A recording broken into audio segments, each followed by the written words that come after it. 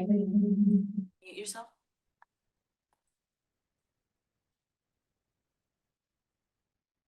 Wonderful. Hopefully we've gotten that technical difficulty out of the way and I was the kerfuffle in the room. Wonderful. So welcome everyone and good morning. This is Cradle-to-Career's first in-person Data and Tools Advisory Board meeting. So I just want to give us a moment to take that all in. Very exciting. My name is Mary Kate Cruz-Jones and I am the Chief of Strategic Initiatives and Partnerships. As I mentioned, our advisory board meeting is in person today at the Foundation for California Community Colleges here in Sacramento. Thank you, members of the public who have joined us here in person as well as virtually. And we're going to get the slide deck up in a moment here so that folks in the room and at home can follow along with us.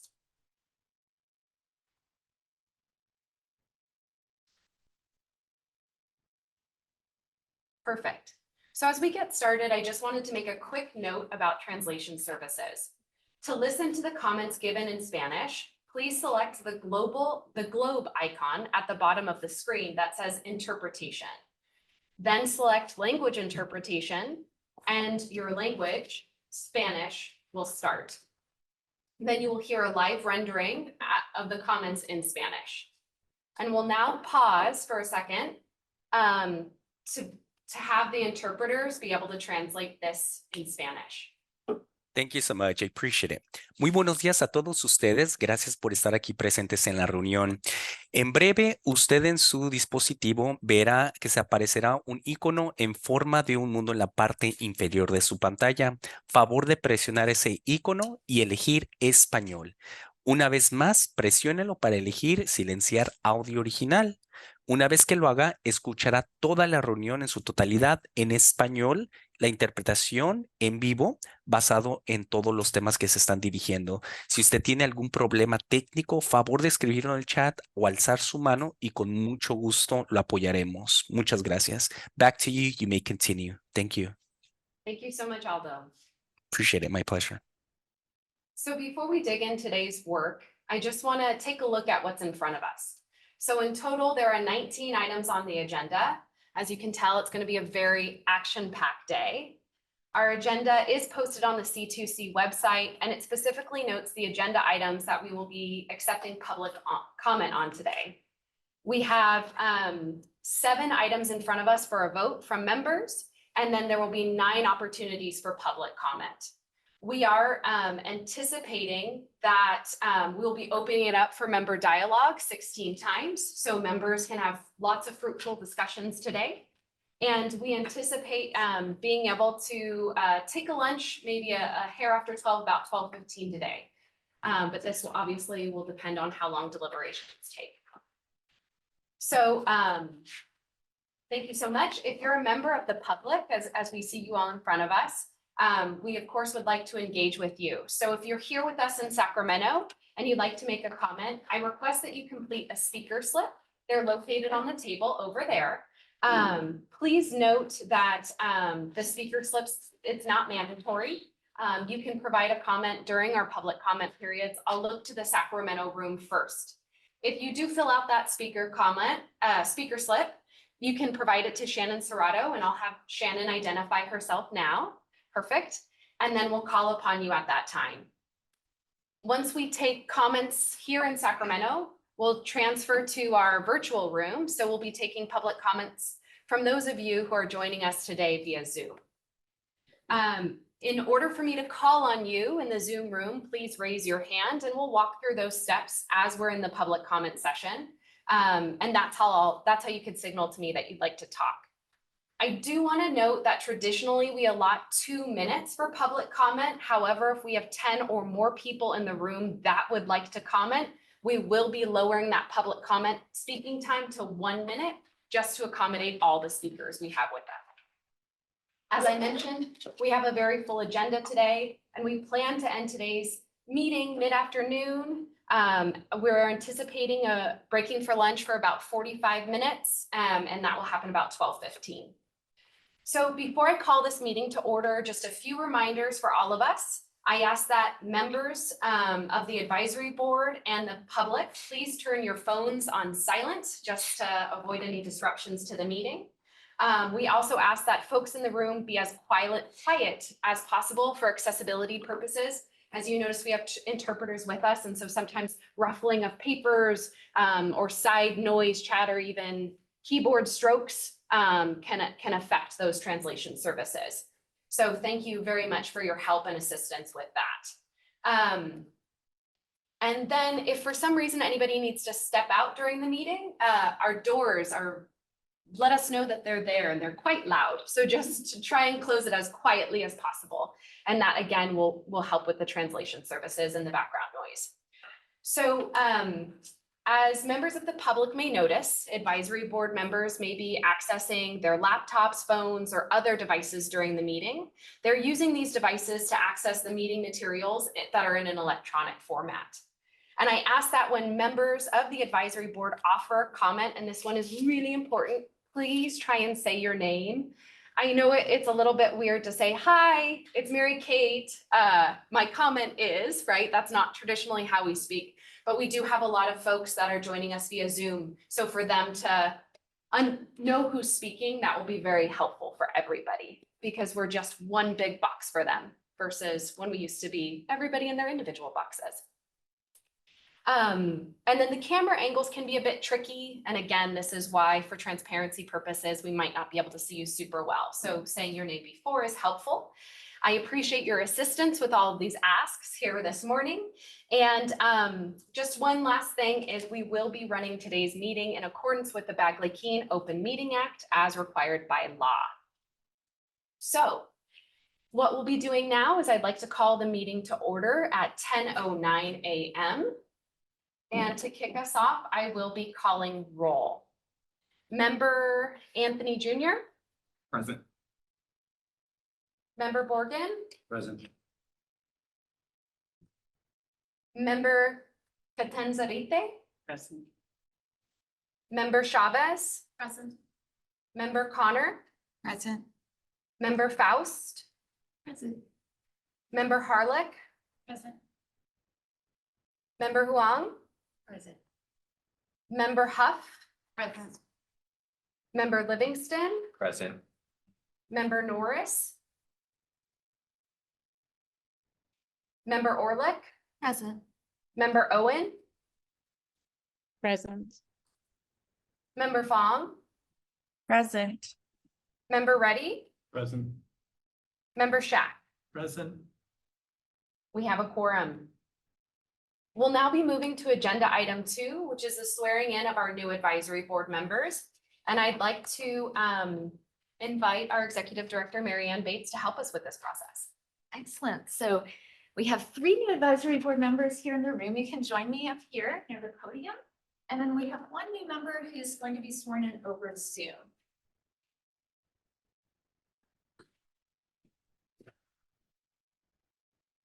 This is one of my most favorite parts of public service. All right, excellent. We have our virtual members. So here's how we're going to do this. We'll say the oath. I will say the oath first. You will repeat it in unison, with the exception of the very first part where you say your names. So like I, Mary Ann Bates. Let's go from this in this direction. So you'll go first, and then fourth member Fong, who's on Zoom, will say their name, and then I'll speak the parts of the oath in sections, and you'll repeat after me in unison. Okay, there's one choice point. You can either say that you do solemnly swear or you do solemnly affirm. So you can say whatever you choose there, and we'll begin. Are we ready? If I can ask you to unmute on Zoom, member Fong. So you're ready to go? All right, please raise your right hand. Say I, and then your name. I, I, Oliver Shack, I, Lisa Catanzarite, I, Diana Harleth, I, Diana Fong, Do solemnly swear or affirm do solemnly swear or affirm that I will support and defend that I will support and defend the Constitution of the United States and the Constitution of the State of California the Constitution of the United States and the Constitution of Constitution of California California against all enemies, foreign and domestic, against against all enemies, foreign and domestic, that I will bear true faith and allegiance that that I I will will bear true faith and allegiance to the Constitution of the United States and the Constitution of the State of California, to to the the Constitution of the United States and to the Constitution of the State of California.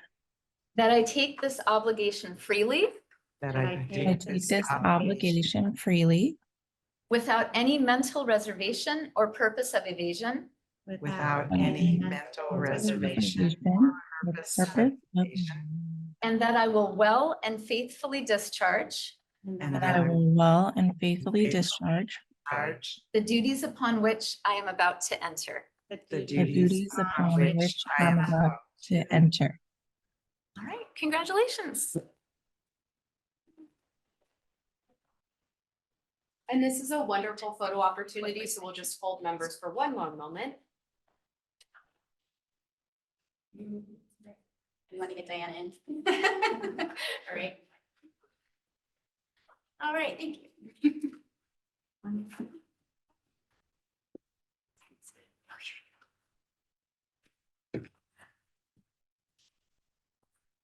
Wonderful. Thank you so much. And another very, very warm welcome to our 5 new members.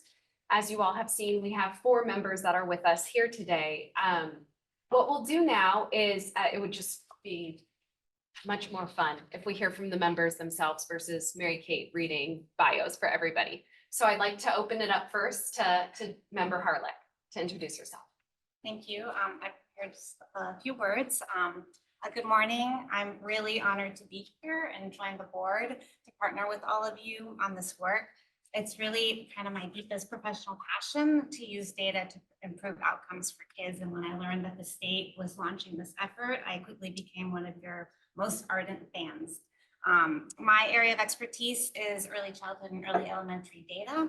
And I currently manage a 7-district preschool to 3rd grade early literacy systems change effort in San Mateo County. And as part of my current and former jobs, I've led efforts to address the data void that exists for our youngest learners in California.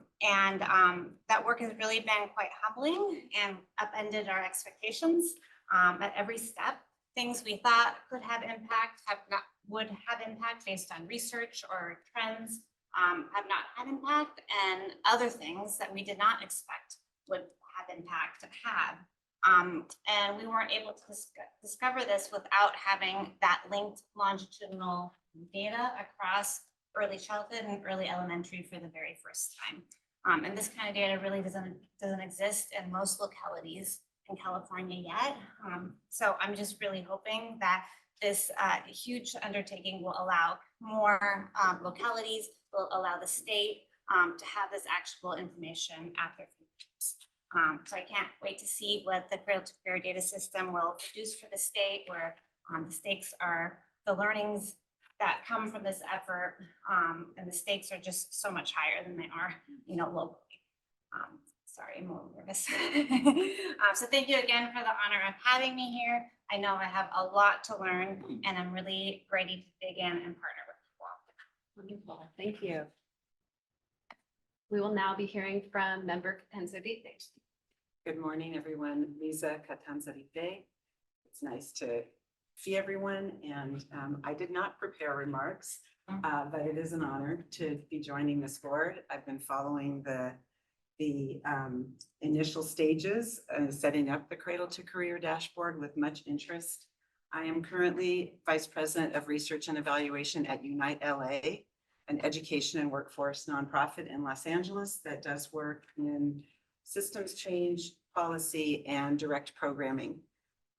My background is primarily as an academic. I was a professor of sociology and urban studies and planning for many years, with research focusing on labor market inequalities and education. At Unite LA, I have led a data dashboard for LA County that includes the primary education and workforce metrics identified by a number of partners at local institutions, higher ed, K-12, early care and education, workforce. So I convened a data work group to identify the appropriate metrics, and we are tracking them longitudinally now on our dashboard that is under the umbrella of the LA Compact, a collective impact effort that Unite LA convenes. I also, as part of the LA Compact, I led a work group focused around teacher training and preparation, and led a data sharing effort between the major higher education institutions that train teachers in Los Angeles and LAUSD, matching data on folks who had gone through the different universities with data on teachers who ended up teaching in the district, looking at performance, retention, some school context variables against background information. So it's a little bit about my background. And again, it's a pleasure to be here. I'm really looking forward to working with everyone. Wonderful. Thank you. We'll now turn it over to Member Shack.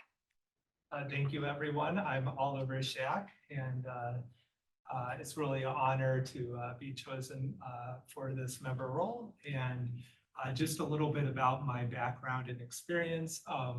I've worked about 10 plus years in higher education data and policy research. I've mainly focused at the sort of on topics at the national level.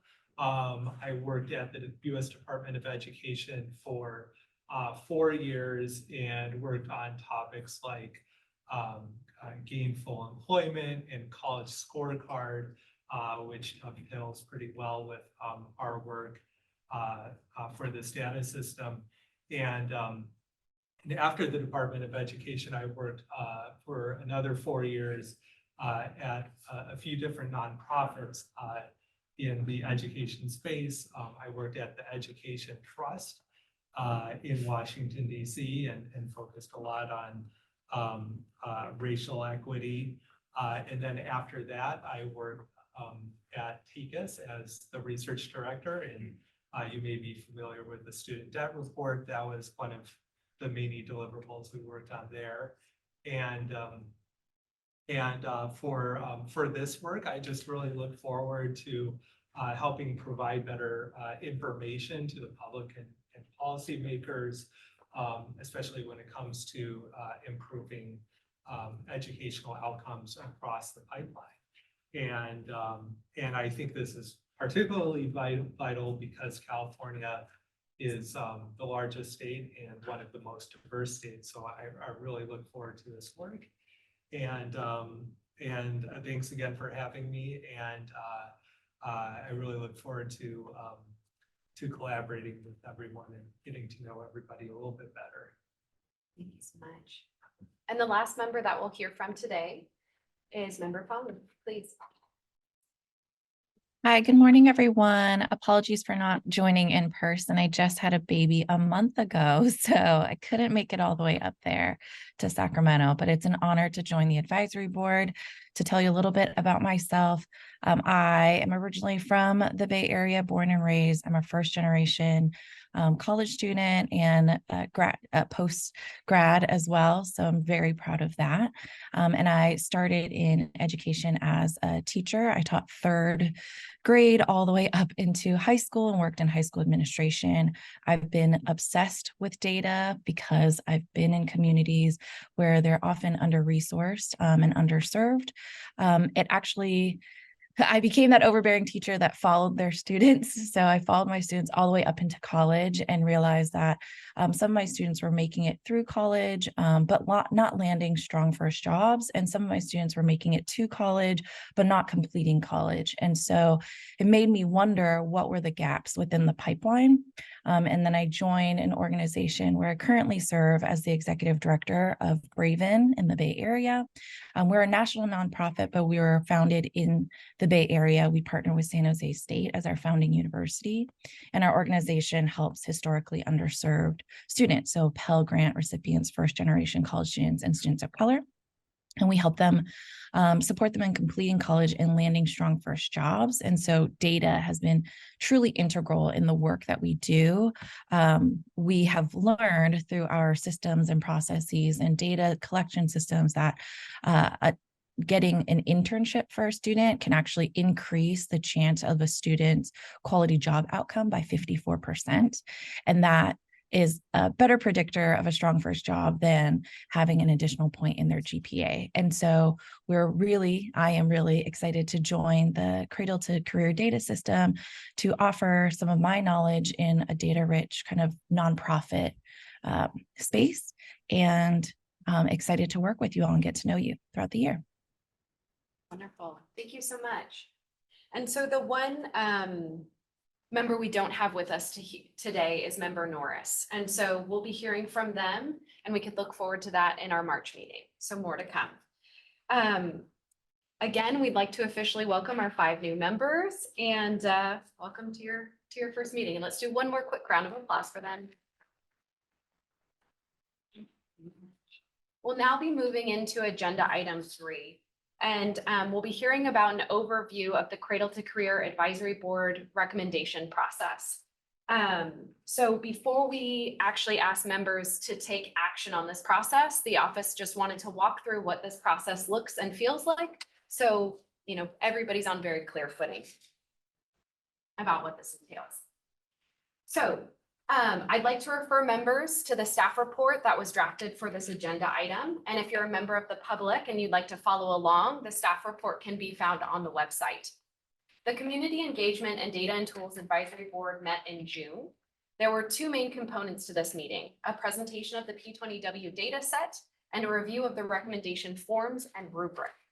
The governance manual states that prior to the fall advisory board meeting, the office will convene a public meeting where advisory board members can learn more about available data points and ask questions of the data providers about additional information that might be useful to access through C2C.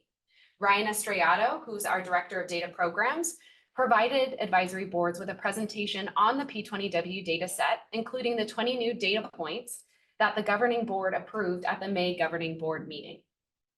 After the presentation, there was an open forum allowing SMEs or subject matter experts the opportunity to provide more information, insight, and clarity, and also provide a space for advisory board members to ask questions of SMEs and the office. The dedicated space and time to convene with SMEs was exceptionally helpful, and the advisory board members appreciated the time invested in order to make the conversation as clear and informational, excuse me. After the presentation, the office provided an overview of the recommendation process. As a reminder, every fall, the Data and Tools Advisory Board can provide recommendations. It's important to note that since the 2 advisory boards have different scopes, the types of recommendations that either advisory board can make are different. Specifically, data and tools recommendations are focused on changes to the data request process, changes to tools such as dashboards or practical tools for students, or adding data points not available through the P20W data set, or adjusting existing P20W data points. The community engagement recommendations are focused on feedback loops with data users and equitable access to actionable information. As both advisory boards were submitting recommendations, each advisory board reviewed the recommendation form and rubric. Now we're going to take a look at this recommendation process. So the annual recommendation process consists of several stages. The structured approach provides a systematic framework for evaluation and adaptation. In the fall, public meetings are held to prioritize primary recommendations, and the advisory board finalizes the set of recommendations received. And this is where we are today. They are subsequently subjected to feasibility studies in the spring, should the advisory board determine that they should be promoted to the feasibility study stage. And the primary objective is to ensure efficient collaboration between the public, the advisory board, and data providers. Prior to this meeting, the advisory board turned in their recommendations. So as a reminder, we got 7 recommendations in total from this advisory board. The recommendations were made publicly available. The office created a static landing page to be transparent about all of the information. And it's also housed associated materials that had the rubrics, and it showcased the proposals that we received. At the fall meeting, which again is where we are today, we will determine, or you all will determine, what should be escalated to the feasibility study. The advisory boards will meet again in the spring to determine which recommendations should be referred to the governing board for recommended approval based on the feasibility study findings. And I would now like to turn it over to David Lang, Research Manager, who will provide additional information about the feasibility study process. Thank you so much, David. Excellent. Greetings, members of the board and public. My name is David Lang. I'm a research manager here at Cradle-to-Career, California, and I'll be giving you a high-level overview of the role of feasibility studies in expanding our data products and tools. Just to underscore Mary Kate's earlier point, the development of our data tools follows a specific set of procedures. The advisory board contributes potential data tool ideas. If this idea is prioritized for more serious consideration, the C2C staff will undertake feasibility studies to evaluate the recommendation and relay feedback. The advisory board can then incorporate this information in deciding whether or not to advance this proposal to the governing board. The governing board then uses these feasibility studies to move forward with proposals. This process is designed to ensure the resulting data and tools are functional and align with our organizational mission and objectives. Next slide. The advisory board plays a key role in our organizational structure. Input from the advisory board is sought both before and after the feasibility study. The primary goal of this process is to extract meaningful and efficient data tool ideas. Feedback from the advisory board ensures the tool remains focused on stakeholder needs. The open-ended nature of the data proposal phase facilitates generating a wide variety of ideas, and the feasibility study serves an important role in determining if these ideas can be operationalized. Next slide.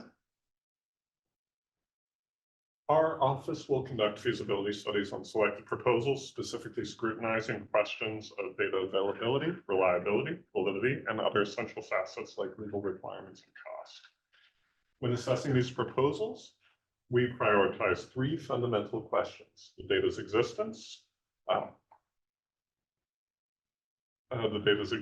the potential need for additional resources, and possibilities for enhancing safety and efficiency and execution. Throughout this process, we remain committed to preserving the political neutrality of the office, ensuring that our evaluations are free from external biases. In short, the feasibility study will answer the following three questions. Can the proposal be successfully completed? Are additional resources required to execute the proposal? And are there ways these proposals can be executed in a safer and more efficient fashion? Next slide.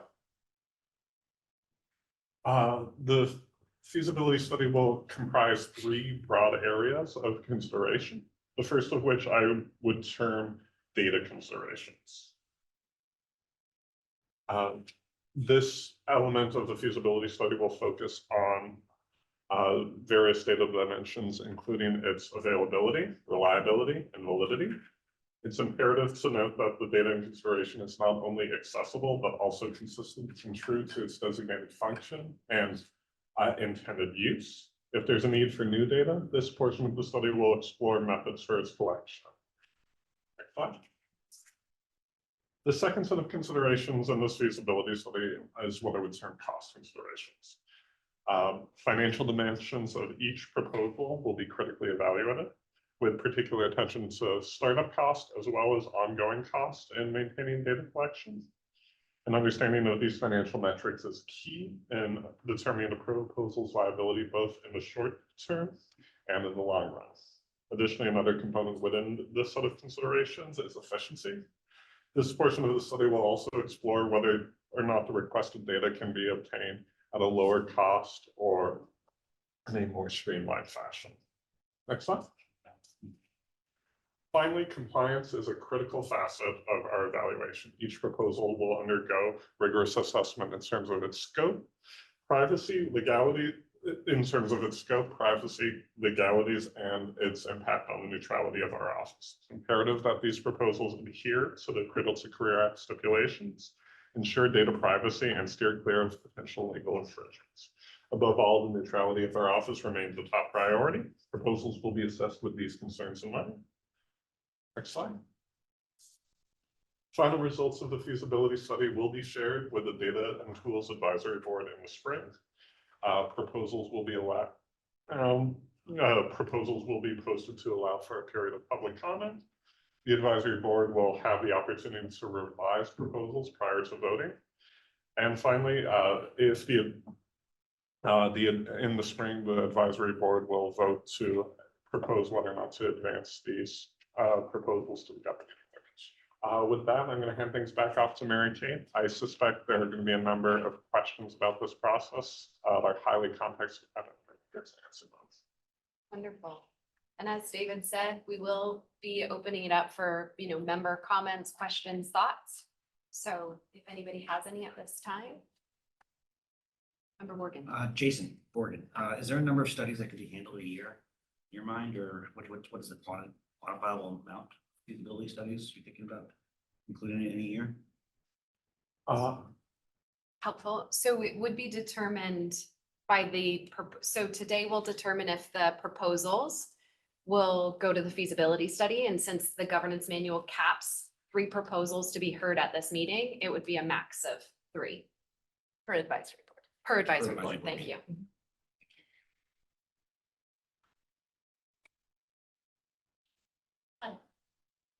Member Chavez? Hi, everyone. I'm Lisa Chavez. So I just, thank you so much, everyone, for this agenda item and the opportunity to have a discussion. So I just want to confirm really at a 10,000-foot level, my understanding of how data points are available to be proposed. First is, and this is based on my reading of the data governance manual and other materials you've provided over our time together. First, a data provider can make a suggestion for a data point. Second, this board can propose data points through the process that you just outlined. And then also the public, my understanding, can also propose data points by emailing the C2C office. Am I correct in my understanding of those 3 streams to propose data points? Yes, I think the members of the public, that process, I would have to go back to the governance manual to make sure I don't misspeak. But part of what we were intending that mechanism to serve is if a member of the public is curious about whether something is available or not, we could answer their questions if they reach out to us. This board is the most formal mechanism for entities other than the data providers to propose specific data points and to have that go through the feasibility study and then come before the governing board. Members of the public can reach out and provide public comment at any of our meetings, can reach out to us, as you mentioned, via email or otherwise, to learn more about what's available, and that can inform our office's understanding of what kinds of data points and what kinds of information are most in demand and that people would most like to see. But that is different from the formal process that you have, which enables you to formally recommend something to the governing board. Terrific. So as a follow-up to that, I mean, during an earlier meeting of this year, and then this meeting also, this board has received a formal communication from an external stakeholder or 2 suggesting or recommending data points. Is the intention then is that we as a board would take this, and then as individuals, we would then propose it going through the official process? If we agree with that as stakeholders recommendation. So for today, you all reviewed proposals that you submitted by the deadline this summer that then are here for discussion today. So again, this is the first time we're running this process, so we welcome your input on how to do this best. But the way it's described in the governance manual is that you're today discussing the proposals that you all prioritized, and there are 3 that you'll be discussing. Now, public comment given today, the public comment that was received in writing in advance can inform your discussion. It can certainly inform what you may want to propose in the next cycle, next year as well. You have an opportunity to discuss these proposals and perhaps make some amendments or tweaks if you'd like to today. That might increase the complexity of the process a bit. But the gist of it is the idea was that you each have the opportunity to share a proposal. You all collectively prioritize 3 to discuss today.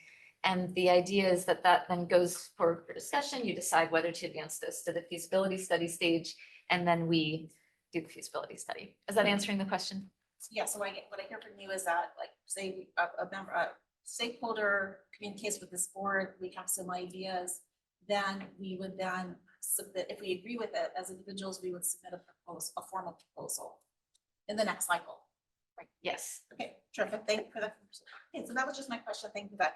And I just want to share my observation of the process now that we're in the middle of it. And this is just an observation. I understand that we can't act on this, but let me just share that, you know, when we first initiated this process, I was kind of under the impression that our proposals were going to be focused on data points that don't necessarily exist, but we have ideas and they should exist.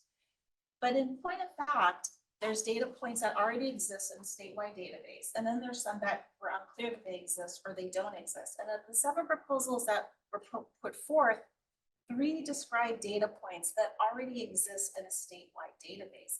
I personally consider data that already exists in a statewide database as low-hanging fruit. I know that those data points will still be subject to a feasibility study, but it would be of a different kind. The proposals that they go through that it's based on data that's not clear if it exists or it needs to be developed, that's going to be required, of course, an extent to feasibility to study everything that I just described. So the only thing I just want to share is that it just seems to me that there should be 2 tracks in terms of evaluating proposals. There would be a set of proposal statewide data points already exist, and those maybe shouldn't have a limit of 3. There should be unlimited. And whereas there should be a cap on those proposals that propose data points that don't already exist, because that, of course, is going to require more staff's time, feasibility studies, et cetera. That would be a little bit more extensive. And then the last thing I just want to comment again, my observation is that, like, if we continue with the current process, which is for this board to review 3 data points, send it to feasibility studies, and then recommend again, that seems to me that the P2 data set will only increase by potentially 3 data points per year, or a set of data points per year. And that seems a little inefficient to me, unless the data providers are also making recommendations for data points. And so I just wanted to share those observations. And I'm interested in hearing what my colleagues have to say about that.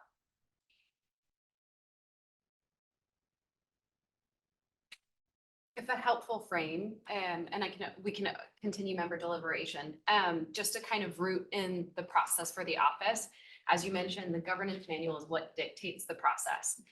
So if amendments were to be considered, it seems like you had a few suggestions there. How to play out that process, what that would look like. The governance there, we have a committee that works on the governance manual. So they have to accept those, and then the governing board would have to formally adopt all of these changes. Not to get too in the weeds, but if helpful to say out loud. Any other member questions, comments, concerns?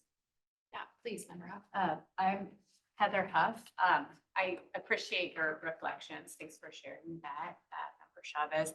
I wonder if one thing that might help is if prior to putting in those recommendations for proposals, we had some brainstorming time at our meetings where we could all share ideas that we had, and maybe individuals do that or put it forward, but it could be a bit more of a collaborative process. I think that might be generative and not require changes to the governing manual, but help us to kind of generate better ideas, more ideas, and think about ways to work together.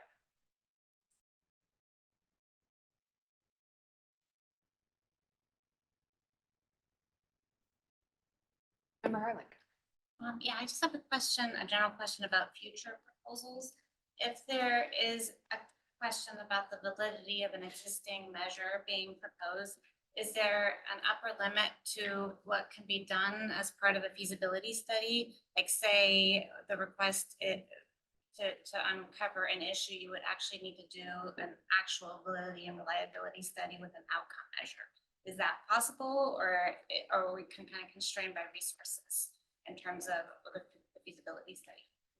I think, again, this is something that's always kind of context dependent. I feel like you're using validity in more of like the psychometric language than we are in in the governance manual is. Okay. So if you have something that has like high Cronbach's alpha or something like that, then that's not necessarily the construct that we're talking about when we're talking about validity and reliability.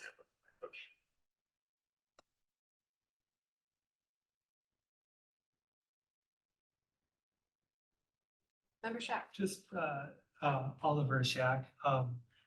Just one clarifying question about kind of the process. So in terms of like the number of proposals that can be made and who can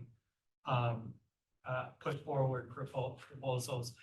Those sort of process items, are they all decided by the governing board? Is there anything like written in statute or it sort of goes beyond the governing board? I'm just curious to learn a little bit more about that. Yeah, sure. So any seated advisory board member can submit a recommendation. And the recommendation happens over the summer. This time we got 7 recommendations. One member submitted 4. Other members submitted 1. From there, you all will determine what the prioritization of the 3 that we'll hear. So that's the cap in term currently by the governance manual, that we will only hear 3 recommendations at this meeting. But as seen through this process this year, there is not currently a limit to how many recommendations a member can put in or how many, any seated member can put it in, even if you're falling off the board, coming up against your term limit. Yes, please. I can add one more piece of context. So our governing board updates the governance manual annually, usually over the winter, so December, January timeframe. Last year, we convened an ad hoc committee of the advisory boards to identify ideas for the advisory board's own governance and decision-making. So questions like, should there be a chair of each advisory board? The advisory board member said, no, we don't want that, right? And this process of how recommendations come from advisory boards to the governing board was something that we first discussed with the advisory board ad hoc committee focused on governance. And then that fed into the governing board's ad hoc committee on the governing manual as well. So we tried to create an opportunity for the advisory board's views on that to inform the governing board's updates to the governance manual. So that's what we did last year, and that's how this came about. And I can answer the statutory question. There's nothing in statute that limits 3, but statute does give the governing board the power to adopt a governance manual. So they are given the authority to do that within the governance manual, but that 3 isn't in statute, it's in the governance manual, which is still binding. That's really helpful. And it sounds like kind of overall the answer is that there's a fair bit of flexibility to sort of adapt and adjust over time. And we're not necessarily tempted by sort of specific requirements kind of in statute or anything like that would kind of hinder the process changing over time. That's right. And the annual process of that ad hoc committee of the governing board that updates the governance manual is the mechanism for that. Member Kinsey. So I just wanted to follow on to Member Chavez's suggestion or recommendations. I don't know, is that formal? But if we as a board decided that we liked some of those ideas, what would be the process for getting this in front of the governing board for their winter meeting? And then would the time allow for there to be a change by the time of next summer when we're recommending for the following year? So this is Mary Ann Bates. Sorry, I keep forgetting to say my name. Yes, the short answer is the time would allow for that. So there are a couple of mechanisms.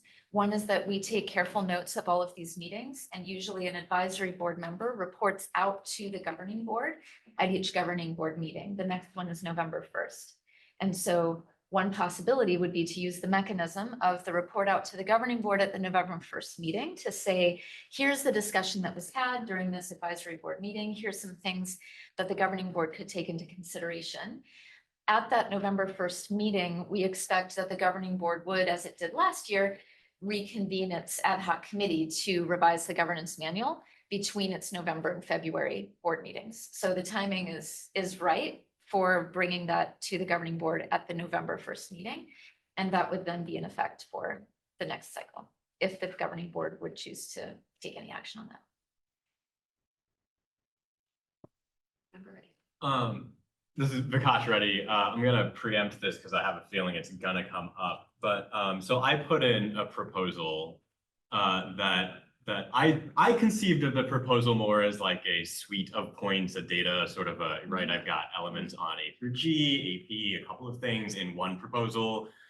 My colleague Marshall had 4 different points that were, I think, related and I think he could have taken the approach that I did, but put in 4. And so subsequently we're hearing one of those.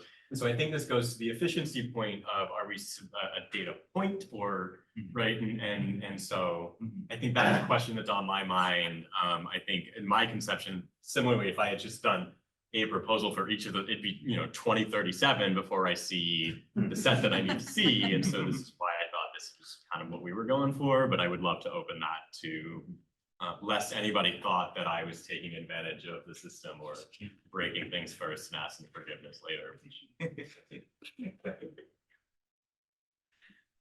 Okay, this is Mary Ann Bates.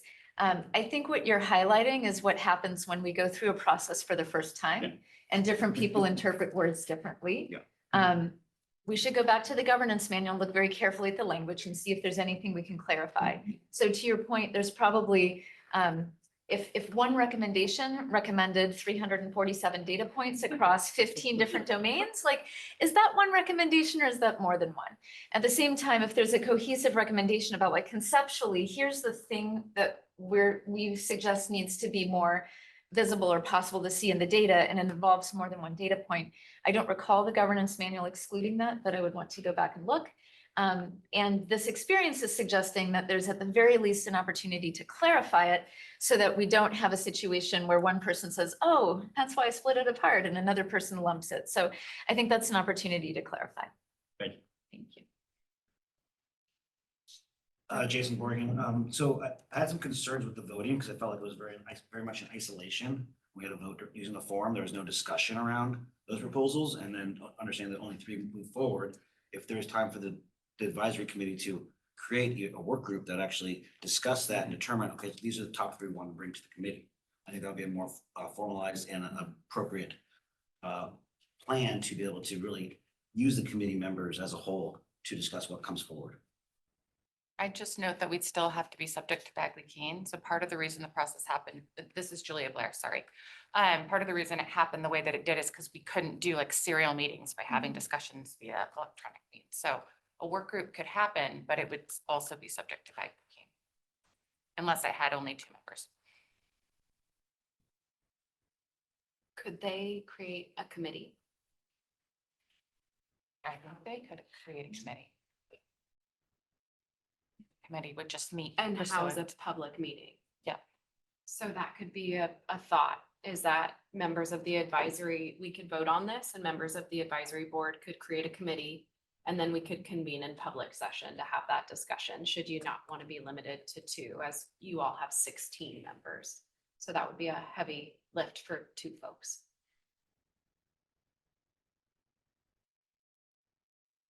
And sorry, again, governance manual, this is where we got procedure from, if helpful to root it back in that. Please, Member Livingston. Brennan Livingston, going back to the point of how many data points we can add, is there any, I realize CTC has limited resources and can't put everything in there. And part of our job is to say which data points give us the most bang for our buck that we want to do first. Is there like a resource constraint? We've heard about feasibility studies, but is there other resources constraints where you would think that we couldn't add lots and lots of data points? This is Mary Ann Bates. There's 2 ways to think about the resource constraints. So one is our staff time and our data partner staff time in doing thorough feasibility studies. So we have a total of 16 members on this board. We also have ideas on other changes to the data system that could come from the Community Engagement Advisory Board. So given we had 16 positions this past year, 26 this year, it would be very challenging to be able to do 32 feasibility studies each year, and it would also tap the time of our data providers. So that's the other piece that we want to be sensitive to, and just the sheer quantity. So that's, I believe, part of the motivation for why the governing board created this mechanism to support the advisory boards in prioritizing a few each year. On the resources for the actual data points, going back to what Member Chavez said, that will look very different based on the different ideas that come forward. So if it's a data point that's already collected and validated at the state level, the resources likely to be involved, and this will look different in different circumstances, involve the effort that it takes for our data provider to validate that data and submit it to us, and for us to be able to link it to the data we already have. That's obviously a much lower and very different lift than a data point that is not yet collected and validated at the state level, where it might take action for, say, local entities to collect something new and submit it to a state entity who then validates and sends it to us. So that's not to say that things like that couldn't be recommended, but just the outcome of the feasibility study is likely to say here, the resources required or any statutory changes that would be required for that. So that's kind of a strategic question around low hanging fruit versus most impactful that you all can consider. Just a follow-up question. Does C2C provide resources to these data collection agencies because we're going to start expanding this data set? Are we compensating these data collection agencies at all for their time to collect the data for C2C? This is Mary Ann Bates again. We'll be speaking to that a bit at the November board meeting. The short answer is that we have a line item in the budget for our office, and that funds the work of our staff and the work that we do directly. A subset of our data partners also received additional resources both for the planning process and for their ongoing work. So especially the K-12 and the higher education entities received resources in different ways to enable their participation in Cradle-to-Career. And then the one additional asterisk is we do provide a fee, we have a fee-based relationship with EDD on the employment data based on the federal framework that they operate within.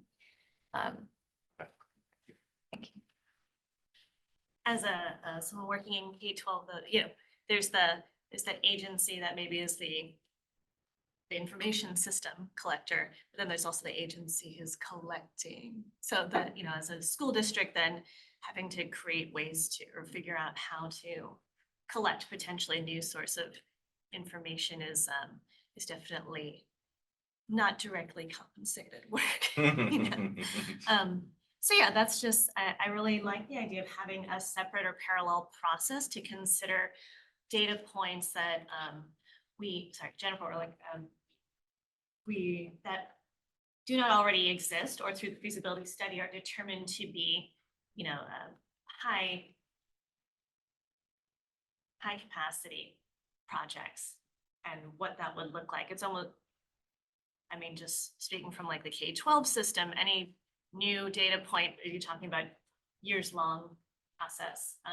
And that doesn't mean it's not worth doing, but we need maybe a more in-depth discussion both amongst us and then also partnership with C2C and then with those agencies.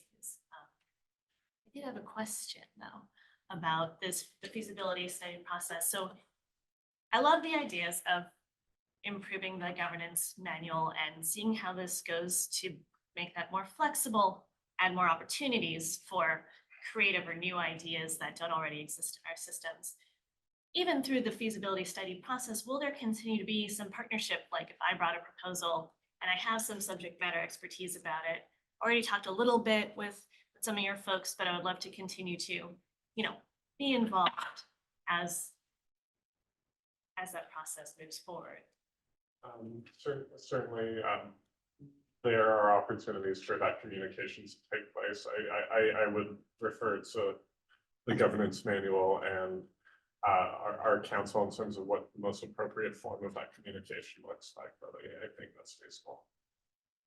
Yeah, if staff is working with one or even two board members on a proposal, there's no issue with regard to Begley-Keene. It's when you would say something and then David would meet with two other people and they would say something and David would talk to you again. That's where there's issues. Wonderful. So we, again, action-packed agenda. This was a very fruitful conversation. So I super appreciate the member dialogue here. There's lots of thoughts, but I'd like to move us to actually our first proposal if we're ready for it. I think something that was just highlighted here, again, Mary Ann had shared, this is our first time around. So thanks everybody. And as Member Orlick said, you know, collaboration is going to be key. So we're going to be leaning you all on you all. So appreciate that. Thank you in advance. Our next agenda item will be our first proposal. So we will be moving on to agenda item 4, and we will get a presentation from Anthony Jr. on his proposal 1. This is the first of 3 proposals that we'll be hearing today. And as I said, the office received a total of 7. We've discussed this, members did their pre-meeting survey. That's how we got to where we are today. I just want to make a quick procedural comment since we're going to do things a little bit differently. As the governance manual shows what we should do. Today, we'll hear the presentation. After the presentation, we'll open it up for public comment. After public comment, we'll have member deliberation. Members at that time can make amendments. Then we'll open it up one more time for public comment. We typically don't open it up twice for public comment. So that's where there's the procedural change. And then we'll have a vote, and whomever's making the motion can choose if they want to take on all the amendments that member discussed or what they would like that to look. And then we'll vote on it. So that being said, I would like to refer members to the staff report that was drafted for this item. If folks are following us along, a reminder that this is on our website, and I'm happy to hand it off to member Anthony Jr. Thank you so much. Thank you so much. I think this conversation was very fruitful, especially in the context of this first proposal, which, and I'm Marshall Anthony talking, Research Director at the Institute of College Activism and Success. This first proposal is really an expansion of a data point that already exists. And so I know we're slightly a little bit behind schedule, so I may speed through some of the slides to respect everyone else's time. And so you can go to the next slide.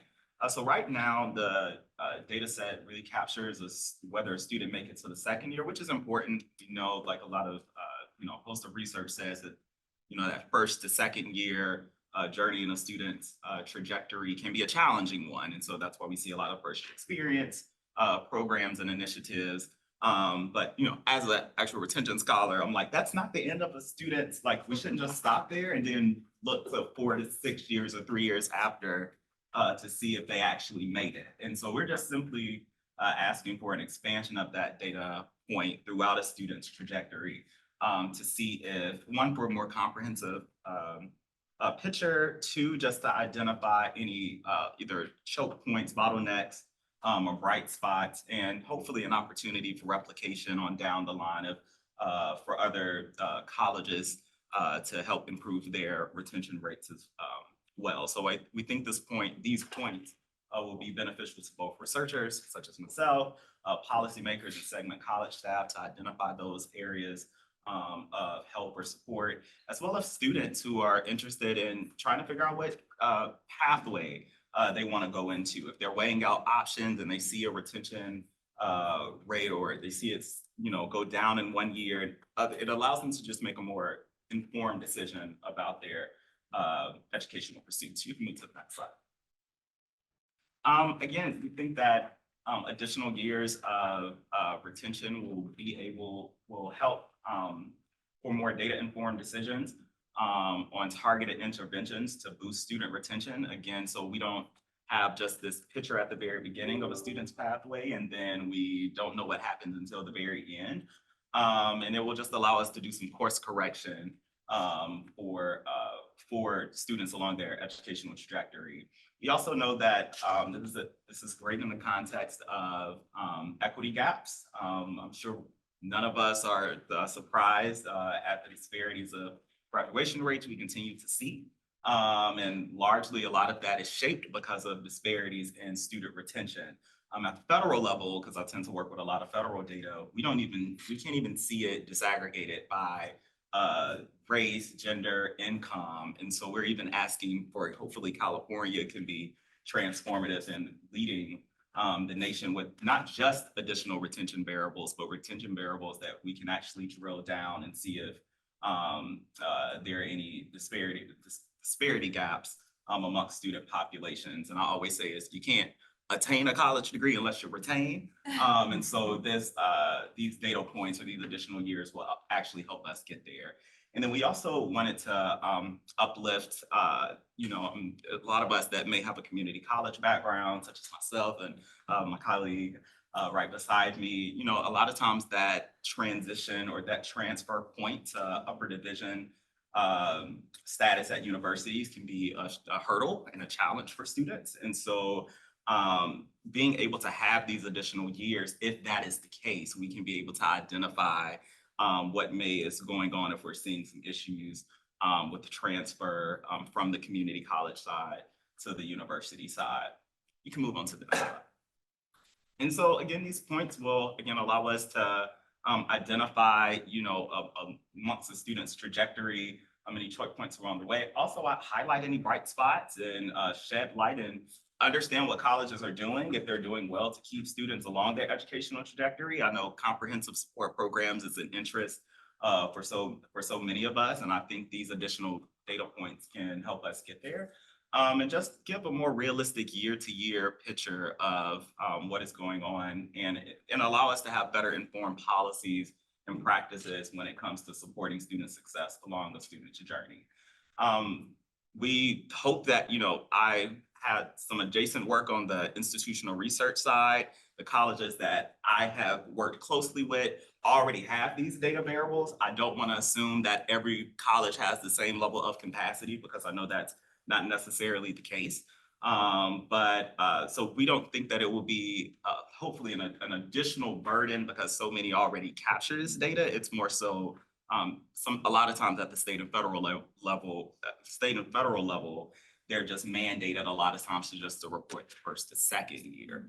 And so I think the feasibility study, if these data points get approved, we'll be able to see if there are also some disparities in data capacity amongst different type of colleges, if that is the case where it may be more burden for some than others. You can move on to the next one.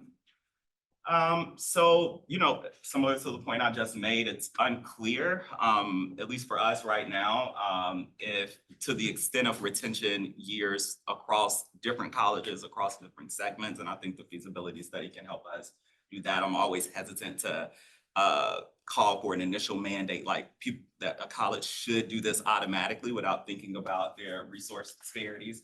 And so I think that the feasibility study can help with that.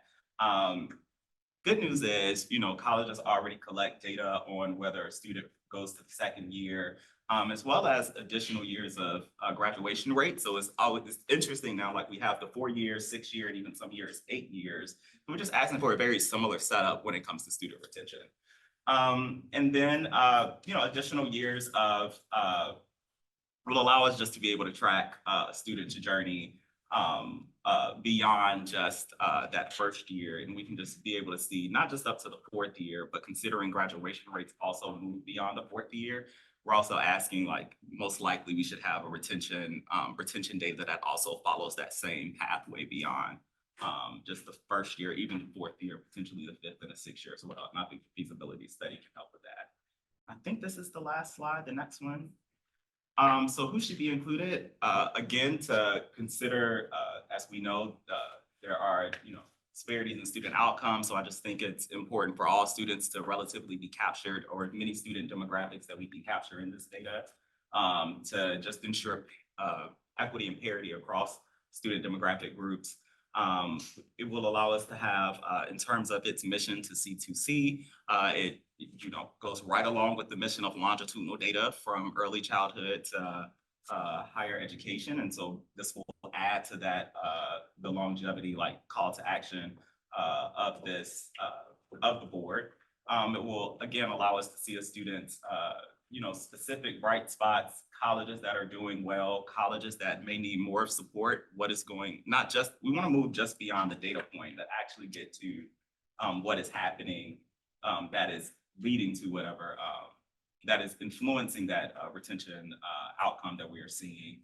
It also advances the goals of compacts and roadmaps and visions that already exist throughout the state. So that's our proposal, and I'm hoping that it moves on to the next round.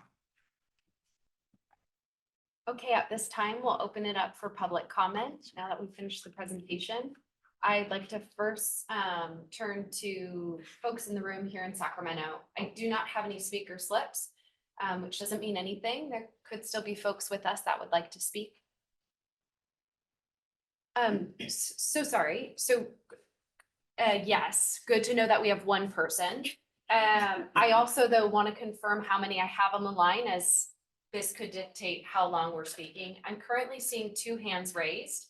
If there's other folks, 3 hands raised. So we're up to 4 folks that would like to comment. If there's anybody else that would like to comment on this item, please raise your hand at this time. I'm going to give you a few more seconds.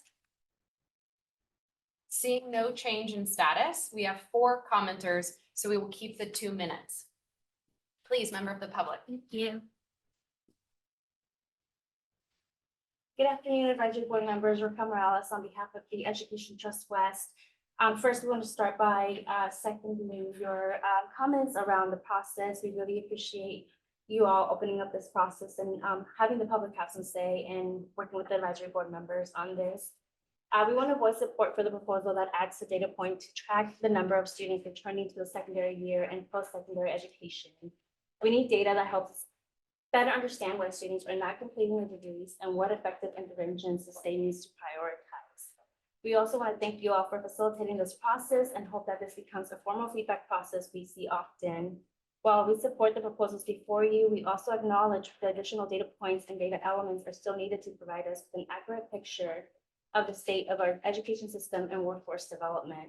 We appreciate the discussion during today's meetings about the ways to potentially refine this process and in the future, and hope to continue collaborating with you all to make C2C as operational and valuable as possible to communities and advocates like ourselves. Thank you. Okay, that's the comment here in Sacramento. We'll now move to our virtual room, and we'll start with Liz, as I saw your hand first. I've allowed you to speak. Thank you. Good morning, Data and Advisory Tools board members and executive director and staff. This is Liz Guillen.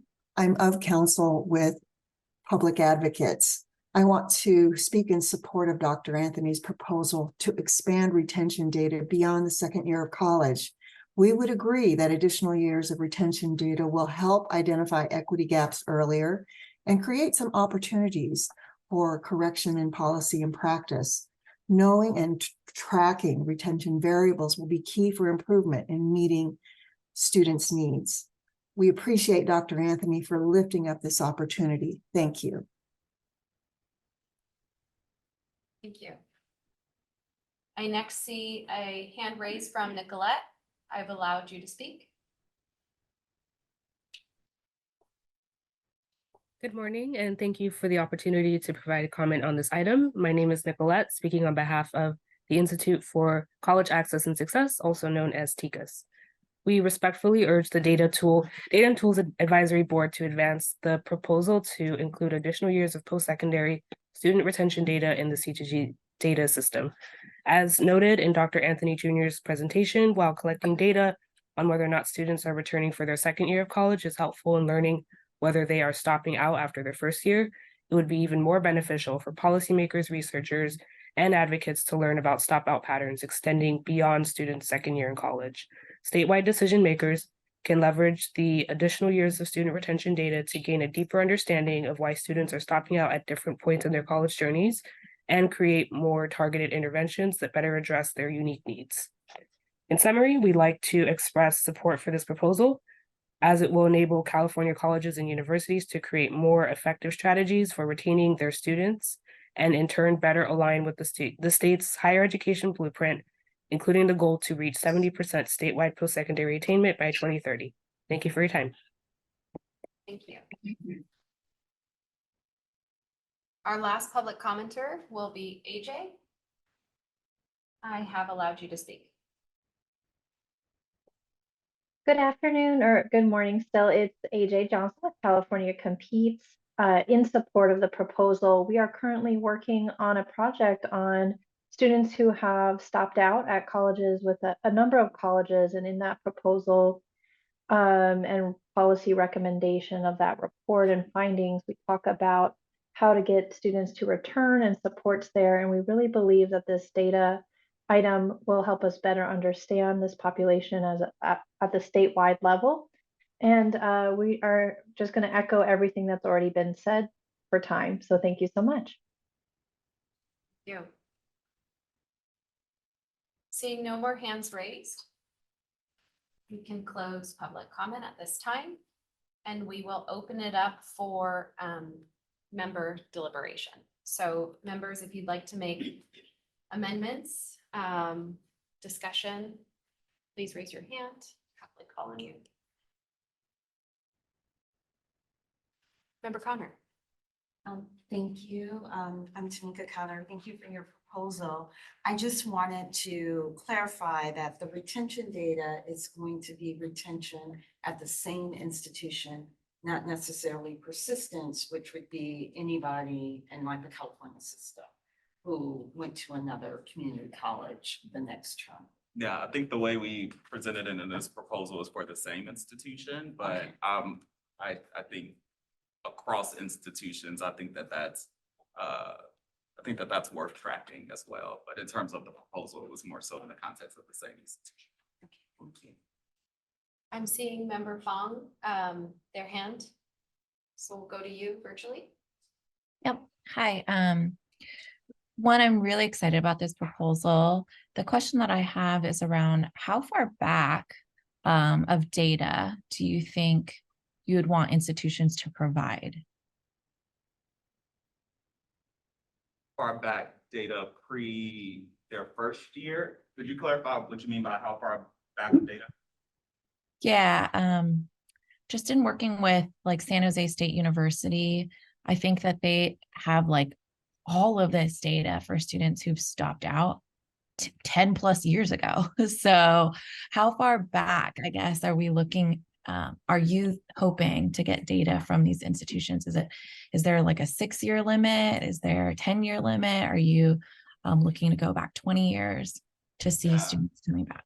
Yeah, I think, my initial response is as far back as they can, but I also recognize each institution have different capacities. So as you mentioned, the college you just mentioned have decades back of resources, and oftentimes that's a reflection of their capacity of those that are on the campus, most likely in IR offices that are staffed enough to help it. And so I don't want to be more so punitive if institutions are unable to because of their staffing structure.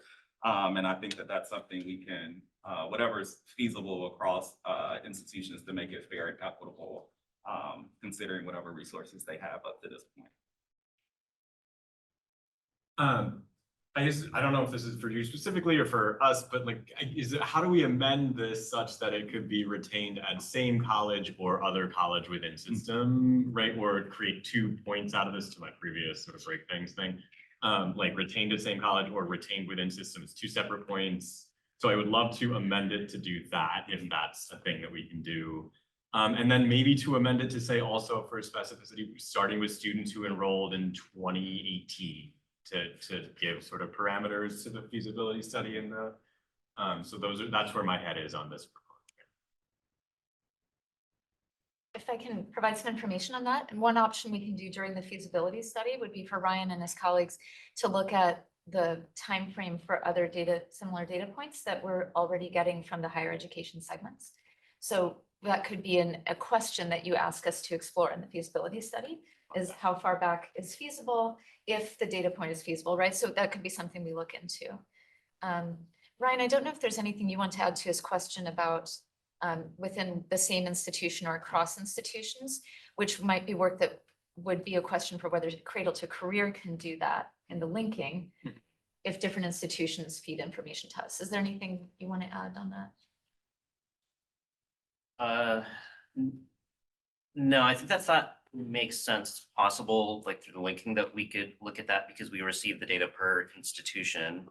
And then that data point that is attended first and then returned in the second is all received like from the each of the higher ed segments. And so, stuff like this, I always need to double check, but off the top of my head, my first reaction is it could be possible if a student's record is linked across each of those segments that we would see that.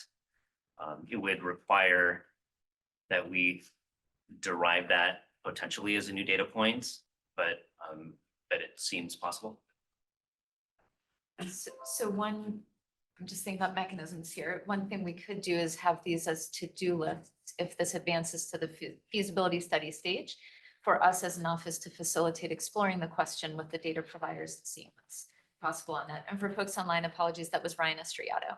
Sorry, our director, data programs. Yeah, I think Vikat's ready again. I think so. I love that, and I think that to me though feels a little bit like the feasibility study portion of it. I think mechanically, I just would love to say, can the feasibility study please ask like those questions, right? And so how do I put that into whatever we're voting on to make sure, which it sounds like everyone's on board with. Yeah, for the record, Marshall Anthony, I agree with those. I saw Member Livingston's hand, and again, procedurally, so I'm taking notes here. So maybe what we do is when we get the motion and the second, I can also share the notes in terms of the questions that we can fold dovetail into the feasibility study, if that works for folks. Okay, Member Livingston. So Brendan Livingston in IR at UC Davis. And so I see, the persistent stuff and it's clear that we could do it within a campus, but when you're doing multiple campuses, I think that's very difficult. Do we have a connection to the National Student Clearinghouse? Because if we were going to do a persistence study at UC Davis, we would just connect it to the National Student Clearinghouse and see where the student ends up in the next year. This is Mary Ann Bates. We do not yet formally, however, our statute asks us to pursue that possibility and we're exploring possibilities with them. Great. Member Shack. Oliver Shack with a little bit more discussion on this. One question I have, so it sounds like there is interest in looking at persistence across institutions. And that makes me wonder, Member Anthony, are you interested in seeing if we can collect student level data? Or is the idea that this is, we're more investigating like a iPads type collection of aggregate data? I just want a little bit more clarification on that. Yeah, I think student level data is the preferred route. Only because even iPads is limited in their retention variable. So I hope that if it passed, the retention variables that we use for C2C, it even far exceeds iPad's capacity at the student level. Not just in terms of additional years, but also in terms of breakouts by demographic groups, which I hope even at the federal level we can get to someday. Member Connor. Tamika Connor, I was just saying of, the 116 California community colleges, because we use a common app in the CCC ID, it should be a process that we can use to track to see if a student swirls and has gone to another institution. So we may not have necessarily lost that student, job, family, other things may have caused that student to attend another community college. Not seeing any of the other hands and Reagan Bass. I greatly appreciate putting the focus back on the individuals, right? Looking at this persistence as an ideal or way to approach this question, because I think that to the extent that individual level data would be available in order to link across those institutions, not only would it give us a better understanding of kind of what precipitated a jump, kind of that contextual information, because without it, I think that the interpretation of that might be very different, right? Where maybe putting the onus on the institution to retain a student who had a family situation where they needed to move, right? So I think that having that individual level focus is key. And what it also does is allow for the opportunity to go back in time and actually link the information from those current students back to birth records, back to K-12, right? So to the extent that we, can have that information, that's where my head always goes. So thanks. And I would just also add to your point, Marshall Anthony, we're still trying to figure out the impact of these COVID years. And so, and like a lot of students weren't able to re-enroll. And so to remember reading at least even before then to see what happens. I think that can help track as mentioned in the comments, stop out potential engagements for re-enrollment. Because it always hurts my heart when students have to stop out, but especially when they have to stop out and just a few credits away from completion. So I think these additional years can at least allow us to identify those groups.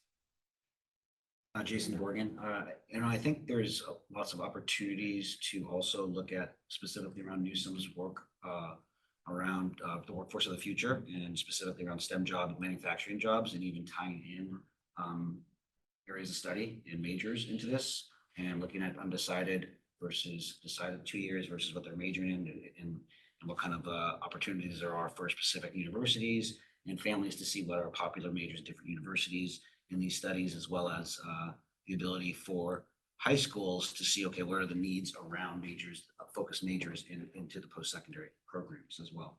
And so back to kind of the focus of, do we do indicators or one data point versus a data set?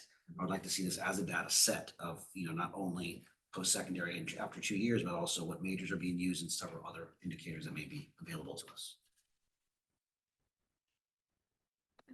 Okay, thank you all. So am I hearing a motion? I moved to, what would the appropriate motion be? So the option on the table is, would we like this to move to a feasibility study? So moved. Okay. But my question is, did you want to amend the proposal? Yes, I Oh, do. you So I can- guess I would move to amend the proposal to include enrolled at same community or same institution or other institution as determined feasible by the staff.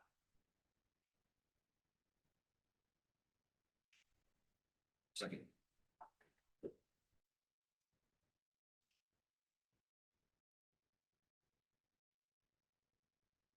Perfect. So we have a motion and second. Thank you. And then, sorry, quick clarifying question. Was there also, if I had heard that there was potentially a secondary change with the data set at the end and tying this into the feasibility study? Did I hear that? No. I would like to see it in you. And as the maker of the motion, you're okay with this? Yes. Being brought up? Okay, Yes. brilliant. Okay. So we have motion and a second. We'll open it up for public comment one more time. So any folks in the room in Sacramento? I have no speaker slips.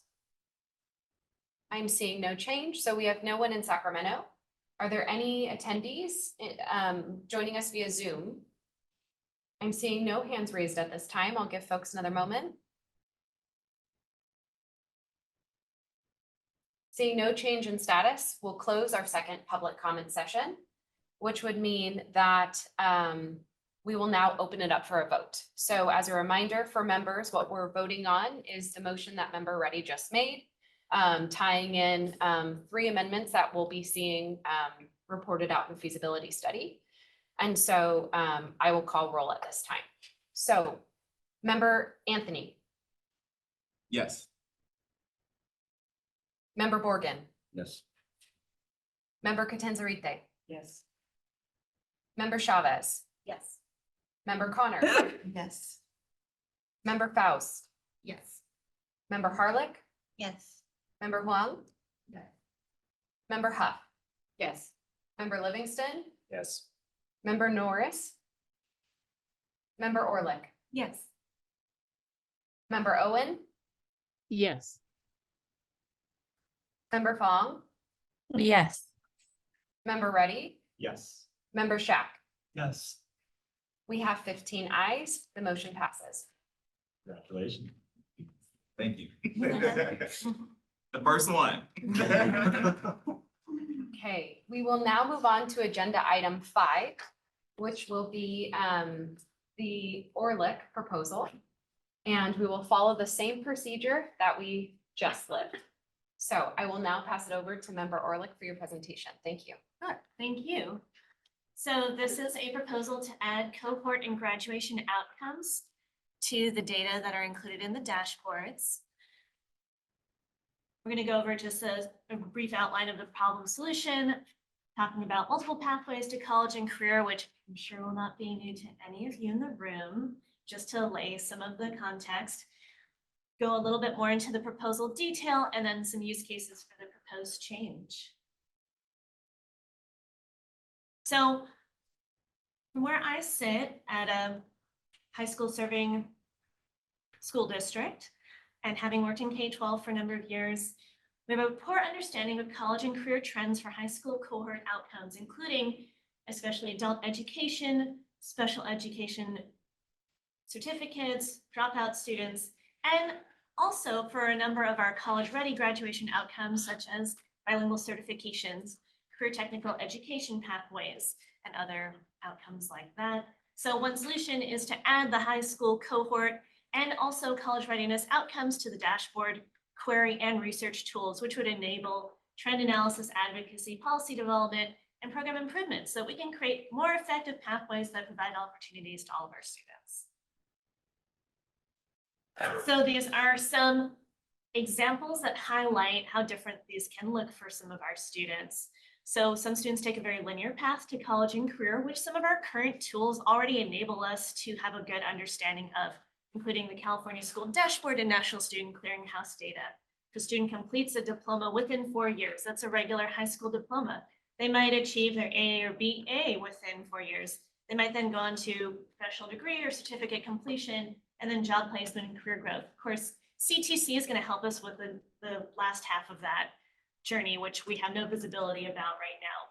But in addition, we're currently tracking some things that may enhance or accelerate that path, such as students who are meeting their A through G requirements right out the gate from high school, dual enrollment college course taking, certificate of bioliteracy, career technical education pathways. These are things that we're already currently tracking and that are feeding into the California School Dashboard. And so we assume, we don't really know, do these enhance and create faster and more opportunities for degree completion? Maybe. And then beyond that, do those then encourage faster, more opportunities for professional development, job placement, and career growth in more competitive or higher paying positions? So how effective are these programs at helping students make progress toward and achieving college and career success? So there's some of the questions we want to know more about.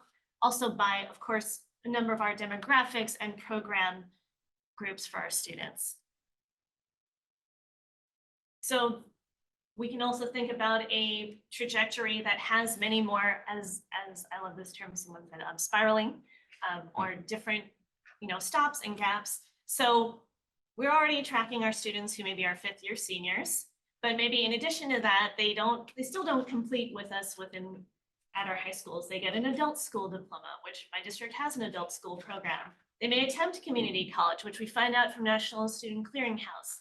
They may stop out or work in a low wage or entry-level job. They may return to college to complete their AA. They get a job placement. They complete a technical certificate. They attempt community college again. We can see some of these pieces by using National Student Clearinghouse data, but we don't have this full picture at all. So what are some of the college and career outcomes over time for students, especially those who don't graduate on time or with a regular high school diploma? And are the indications of effective programs? For example, our adult school program or our post-secondary special education transitional adult school program, which we have very little idea about the effectiveness or the long-term outcomes for those students, but they're very and increasingly popular programs for our communities. I can move to the next slide. This is just a sample of what is currently available from the California Department of Education's Data Quest, which systems like mine feed data into through the California Longitudinal Pupil Data Achievement System, CalPADS. So we can see these very summary level data about last year's students and, did they achieve a regular diploma? What was the regular 4-year cohort graduation rate? Did they meet those UC or CSC requirements? Did they earn a seal of biliteracy? Did they get a Golden State Seal Merit Diploma? And then in terms of high school outcomes, were they CHSP completers? Did they do adult ed? Did they get a special education certificate of completion? And these are constantly evolving through collaboration between this California Department of Education and county offices and local agencies. So this year, we're going to start collecting even a new data point, which will be an alternative special education diploma. So we're very excited to see how much that is used and what the outcomes for those students are. And then there's that, that segment way on the right, dropouts. There are many of them, and as we know, they still have many opportunities that we do not understand very well what their path looks like after high school. So we just looked at high school outcomes. These are college and career indicators that are being collected. There was some interruptions during COVID, but these are coming back on the California School Dashboard this year. So CTE pathway completion, we're monitoring that. It's not part of my proposal, but I saw, in this comment from the public about even adding details about which pathways students are completing. Obviously, that would be of great interest, I'm sure, for higher ed to understand more about that. In this proposal, I'm just talking about what's already available and making sure there's continuity into the tools that are being developed. CT pathway completion, did they complete a pathway or not?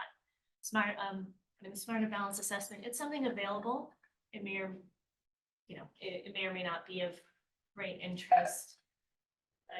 Completion of college credit courses, so that's the same as dual enrollment, advanced placement courses, international baccalaureate courses and tests. Again, that UC-CSU, also known as A through G completion, state sealed by literacy. And the state is also asking us to monitor completion of leadership or military science courses. So to the extent that we might know, military pathways in terms of career progression over time, that would also be really interesting and important for us to know. So this is an example, National Student Clearinghouse data. As a school district, we pay an annual fee to get this kind of information. You have to pay in every year so that you get this over time, a very long-term view of what happens to our, in this case, class of 2016. So, the green were the first-time enrollments. So in that year, we had almost 80% of students enroll in college that first year out the gate. And then over time, obviously, a lot of different outcomes. One of the pieces of information that I use from this data that definitely helps us locally to inform policy is constantly kind of fighting this misinformation or this idea that college isn't for everyone, therefore we don't necessarily need to prepare everyone for college. But actually, in our context, almost everyone does go to college either right out the gate or eventually they attempt some kind of college and they may leave and come back. And although that's a very small bar, we see that blue bar way out into the end. 6-7 years out, there are still some students trying college for the first time. So we want to make sure that we're providing them with as many different types of opportunities and options to be prepared. And I think these are some of the most important pieces of data from the high school system to include now that we're collecting it in a reliable and consistent way across the state. So I would love to see these incorporated into those dashboards. Here's the detail, kind of a little bit of a nitty-gritty. What do I mean? High school cohort outcomes, the things in black are already, being submitted and imputed by the California Department of Education via our student information system and CalPads. The ones in blue are new. These are, either items so the special education diploma is a new one we're collecting this year. Adult education transfers versus college transfers, it would be a new ask to split those out because right now those are just kind of thrown into one category together. But I think it's important for us to know which students are not graduating on time because they are transferring directly to adult school versus those not getting a regular diploma because they went straight to college. And on the right, we see those graduate outcomes, which essentially are those college and career indicators. So if possible, separate those adult ed transfers and college transfers, add the new cohort outcome for special ed diplomas. And if through the feasibility study, it's determined that maybe, some of these are not readily available or not available on the timeline, one piece before the other. High school cohort outcomes, I think, are a greater priority for us to understand. So some use cases, this is just a really overly simplified idea of what a dashboard could look like. So, you know, maybe you have a few drop downs. Which cohort am I looking at? Which student groups am I looking at? Which region am I looking at? And then for the types of outcomes, you know, even just thinking about what we already get from National Student Clearinghouse based, you know, if I'm looking at the class of 2022, what happened the fall of 2023? If those students got regular high school diplomas, you know, were they not yet enrolled? Were they new to college? And then for each of those outcomes, like this to me would be something I would love to take back to show our board, have that inform how we are supporting our students and ensuring that each of these pathways is really resourced for success.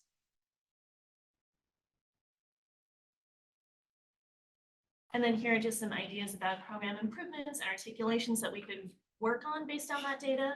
So articulating between adult special ed programs and community colleges, identifying our more efficient career technical education pathways that lead to, and of course, my regional context being Silicon Valley. So how are we preparing our students who want to stay local and be competitive in these STEM markets? Analyzing benefits of, you know, bilingual certifications. As we know from the research, there's so much there. They're really identifying how those students are better prepared for college and career. Identifying, as was mentioned in the previous proposal, re-entry points, especially from our context, you know, the dropouts, through some of the programs that we also support or have direct links to, adult ed and community college, and then understanding the comparative outcomes of college and career prep programs by those demographic and socioeconomic groups as well. Wonderful. Thank you so much for that presentation. We'll open it up for the first time for public comment. Are there any folks in the room in Sacramento? Good to know we have one. For folks on the line in the Zoom room, I'm seeing one hand raised, two hands raised. I'm going to give it another moment. Seeing no change in status, we have 3 public commenters on this item, 2 minutes. Please feel free to approach the podium. Thank you. Raquel Morales on behalf of the Education Trust West. We just want to express our support for this proposal overall. One critical role of the C2C data system, as we understand it, is to help users connect the dots and better trace students' experiences between and across systems. It would be really great to be able to see what a cohort of high school students is doing and how they're progressing into higher education and just across the educational experience in general, especially around the biliteracy data point and also the dual enrollment classes data point. Thank you. Thank you. Okay, Liz, I saw your hand first. I'm going to allow you to speak. Great, thank you. Liz Guillen of Public Counsel again. I think this is a really interesting and important proposal. When I first read it, it wasn't clear to me whether or not this was something the California dashboard might evolve into, but with the slow pace of its development and some of the hurdles that we've seen making changes on it, I would like to lend public advocates support for this proposal, and definitely to get at least to the stage of vetting by the agencies, by the department about its feasibility. I think being able to see cohorts of students and their success or lack thereof from specific school districts and schools has been a dream of civil rights advocates for many years. So I would urge the board to support this and to take it to the feasibility phase. Thank you. Thank you. Okay. AJ is our last public commenter. I've allowed you to speak. Good morning, AJ Johnson with California Competes, and I'll just echo support for the proposal. Thank you. Thank you. Okay, we finished our first round of public comment. We'll now open it up for member deliberations, comments, questions, amendments. Member Huff? Thanks. So this is Heather Huff. I think that this proposal is great. I think that we should have this information out there for everybody to consume. My question is about what the feasibility study will look like on a study on this proposal. Because we know most of the data exists. So there's some parts of the data that don't exist. So that part of the feasibility study makes sense. But then as we're thinking about where it goes and how it will be recorded, so many things I think still need to be worked out in that regard. So I would just love some examples of what a feasibility study for this proposal will look like. And just kind of a broader comment too on the feasibility. It seems like it would be wonderful for these feasibility studies to be as encompassing as they can be, since this is the first time, so that we can learn a lot from the process. This is Mary Ann Bates. I'm happy to respond briefly. So as you mentioned, it's the first time. So we will go through this process collaboratively. Harking back to an earlier question, our expectation is that our staff would work very collaboratively with the original submitter of the proposal and with the data provider who would be involved in the data that's being requested or recommended. So it would be a collaboration between the entity that would collect that data at the state level and with the person on this board who submitted it. And then I agree that as much detail and information that we can feasibly provide in that study, the better. The hope is that we can have all of the right information in that feasibility study for the governing board to have kind of a comprehensive view of both what would these potential data points or approach enable you, the public, to answer. So like, what's the value from it? And also what would it take to get there? And that's why we have all of the bullet points around kind of feasibility and cost and any other complexities on that. So I'd be happy to also talk offline more about any nuances of that. But the hope is that we'll be as comprehensive as possible so that the governing board could review that with all the information they need. This is Heather Huff again. Is it just focused on the data points though at this phase of the feasibility study, or is it also going to look at the display and reporting type elements that member Orlick brought up? So I think whenever we're talking about a data point, it's always very helpful to discuss specifically what the use case is, right? So how could this feed into a dashboard? How could this feed into the query builders and things like that we're putting together? So thank you for raising that point. I think the form that we drafted for you all to use was intended to try to get at both of those things, to discuss the use case. I don't imagine the feasibility study would go so far as to literally mock up, here's exactly what a dashboard would look like or how it could be done in a final form, but at a minimum, including information on how the data point could be used in practice, specifically within the context of the Cradle-to-Career data system, which brings together information across different institutions.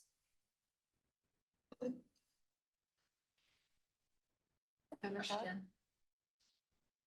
This is Lisa Chavez. So thank you, Jennifer, for your proposal. So when I read your proposal, I thought that the data point was focused on the high school completion outcome variable that already exists. Again, low-hanging fruit, just needed to say that. But when I saw your slide, I saw another set of data points, which I thought was actually really interesting. A to G, baccalaureate, other. So is that also part of the proposal? Yes, so it's high school outcomes. So there's two sets of just the way that the data is kind of packaged in the way we report it to the state and how the state is already. So that it's just two slightly different terms. One is the cohort outcome, which includes diploma and alternatives to diploma or dropout, and then there's the graduation outcome. So currently, that's how it is that is collected, that you only see these college and career indicators for graduates. So it's not a cohort, it's a set of like, in this year, there was a set of graduates from this institution. This was. Those college and career that's currently what. Yes, okay. And so that your proposal you're proposing both. Okay, Yes. so my concern is that the latter isn't in here. So are we able to act, I mean, full transparency, both ideas, but if it's not in here, is that okay that we're not? I just don't see it in here. Or am I missing something? I feel like I clicked on the links and I only see the high school completion outcome here.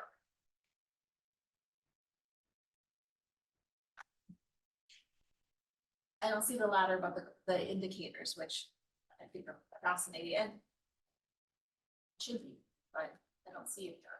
Right. Proposal. Offered to amend to include it. Yeah, I think as I was doing my own like mini feasibility study, I realized that they are kind of, they're technically separate. And the way that, it's just the way that the data is being imputed. It's considered a separate set of, they live in different places right now.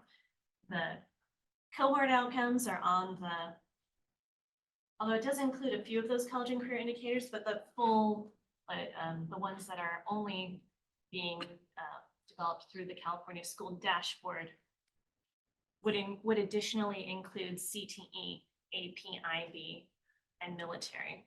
But A through G by literacy and the Golden State Seal of Approval should be included or should be as easily and readily available through the graduation, or sorry, the class, the high school outcome. They should have. And I see, is there a pause here? Oh, okay. I see Member Fong's hand raised, so if we could go to the virtual space. Hello. When I initially looked at the written proposal in the report, it said that there was a focus on students with disabilities. And then in the alternative pathways presentation, I heard it more focused on like college completion, adult ed, and collection of data there.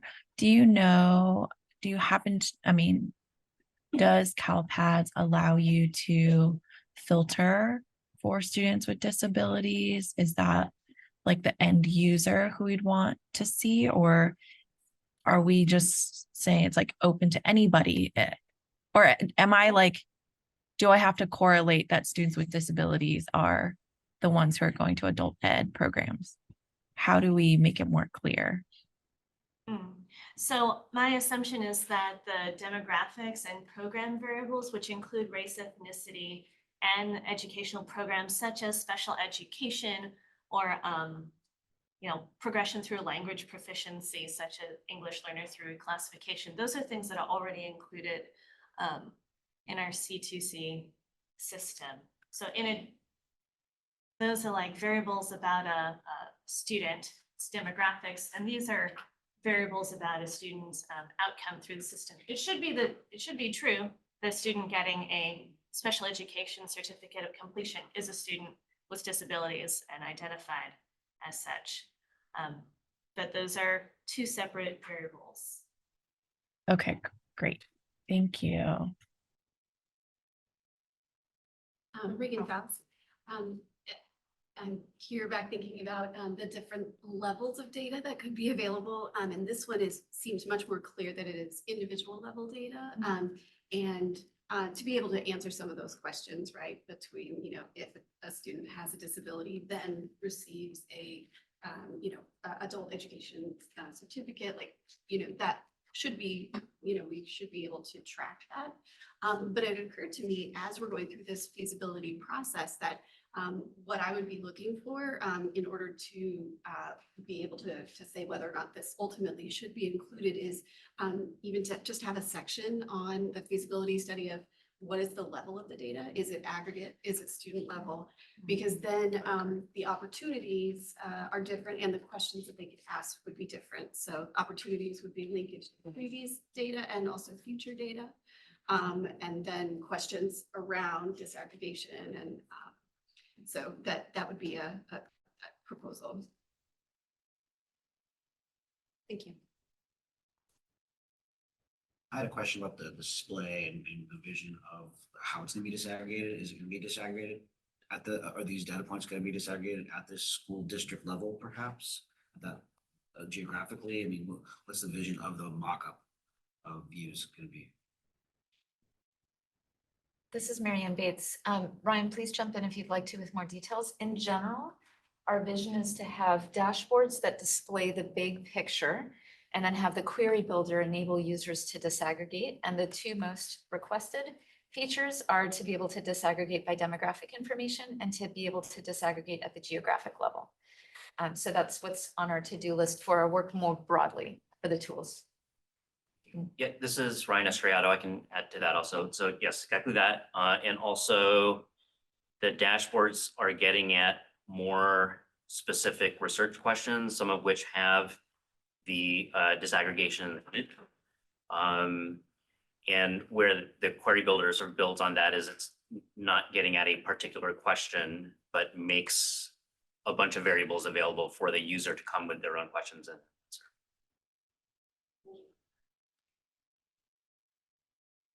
Hearing a pause in the room. So I think we can wrap up this portion of it. Before we do, I could be hearing a motion. So the question would be, do we want this to go to a feasibility study? And the second question would be including the amendment of indicators as topics that I've heard discussed. And if it's helpful, that motion could include an amendment just to clarify that all of the data points that were described in your slides, that might be easier than trying to determine what indicators mean versus outcomes and that sort of thing. Love it. I move to move this to a feasibility study with amendment to also include career readiness outcomes. I Career readiness outcomes. So we have a motion from member Horgan, a second from member Connor. We will now open it up for public comment one last time on this agenda item. Are there any folks in the room here in Sacramento? Seeing none, we'll open it up to those folks that are online with us. Seeing no hands at this time, but I'll give it another moment. Seeing no change in status, we'll close public comment at this time. So we have a motion and a second, and we will now call the roll. So member Anthony, Yes. member Horgan, Yes. member Catanzarite, Yes. member Chavez, Yes. member Connor, Yes. member Faust, Yes. member Harlech, Yes. member Huang, Yes. member Huff, Yes. member Livingston, Yes. member Norris, member Orlick, Yes. member Owen, Yes. member Fong, Yes. member Reddy, Yes. and member Shack. Yes. We have 15 ayes. The motion passes. Congratulations. Okay, we will now move on to agenda item 6, which is our final proposal that we'll be hearing today. So again, we'll follow the same process, and I'd love to pass it over to member Reddy. Excellent. Thank you all so much. I know it's always dangerous being the last presentation right before lunch. So I will try to keep it lively and get us on track here on scheduling. But so yeah, I appreciate you lifting this one up to the hearing by the body. This one is I might consider it part of the low-hanging fruit that we're trying to pick here on this body, but I think it's incredibly important low-hanging fruit. So the next slide talks a little bit about what we're thinking about in terms of college readiness, college access. We know that A through G completion in California is critical for access to the UC and the Cal States, right? If you want to attend one of the four-year public institutions in the state, you must graduate, for in-state students graduate and also complete that A through G sequence. So we're trying to figure out, first of all, what are the A through G coursing sequences offered at the various high schools? We know from prior research that not all high schools have all options or have even equitable options for their students, right? And so it's really important to us at the Campaign for College Opportunity to say, look, what are the opportunities that we are actually giving to our students to enroll in courses that will then set them up for success down the line?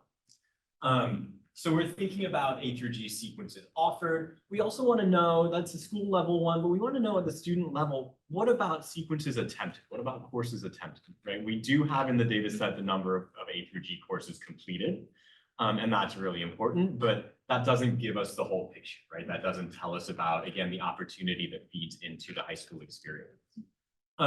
We don't want to stop at A through G because AP courses are incredibly important. IB courses are incredibly important for college prep, for success in college later on. And so if we're going to start looking at transcript data and doing this, let's look at all of these college level college prep courses. This includes also dual enrollment.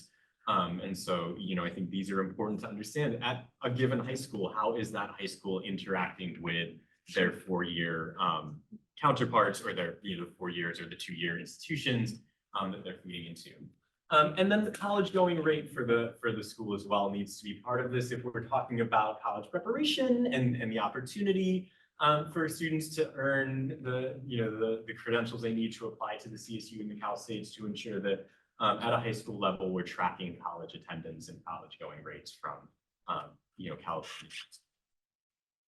And the next slide shows why I believe this is so incredibly important. We have such a huge disparity in terms of A through G acquisition for our high school graduates, right? And I think one thing that I would also I always remind folks, right? This is the percentage of graduates completing A through G, not the percentage of the cohort, right? And so we know that there are disparities in graduation rates, and then those are magnified here through A through G completion. But again, this tells us completion. It doesn't tell us access, right? Our Black students, Pacific Islander students, Latinx students, are those 3 lines at the bottom of this graph because of course pass rates? I reckon probably not.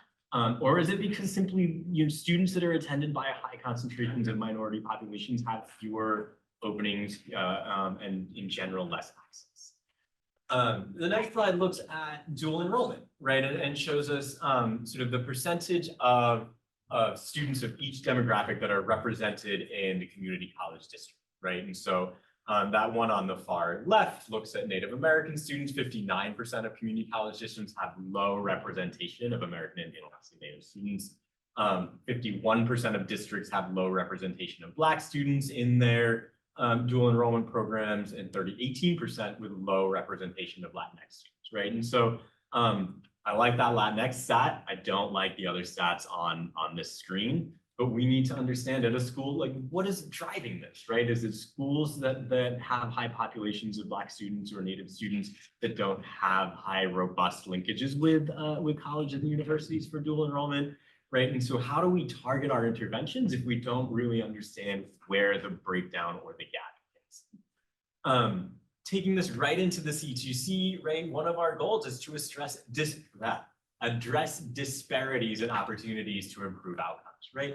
If there is a disparity in the availability of A through G coursework, and I'm not just talking about is a math class or is calculus offered, but how many sections, right? One 20-person section for a 2,000 student high school clearly isn't going to work, right? And so I don't want a school to be able to get away with saying, hey, we have calculus, when in fact they only have it for the few students for whom it's going to work. They need to have it for every single student who wants to take it.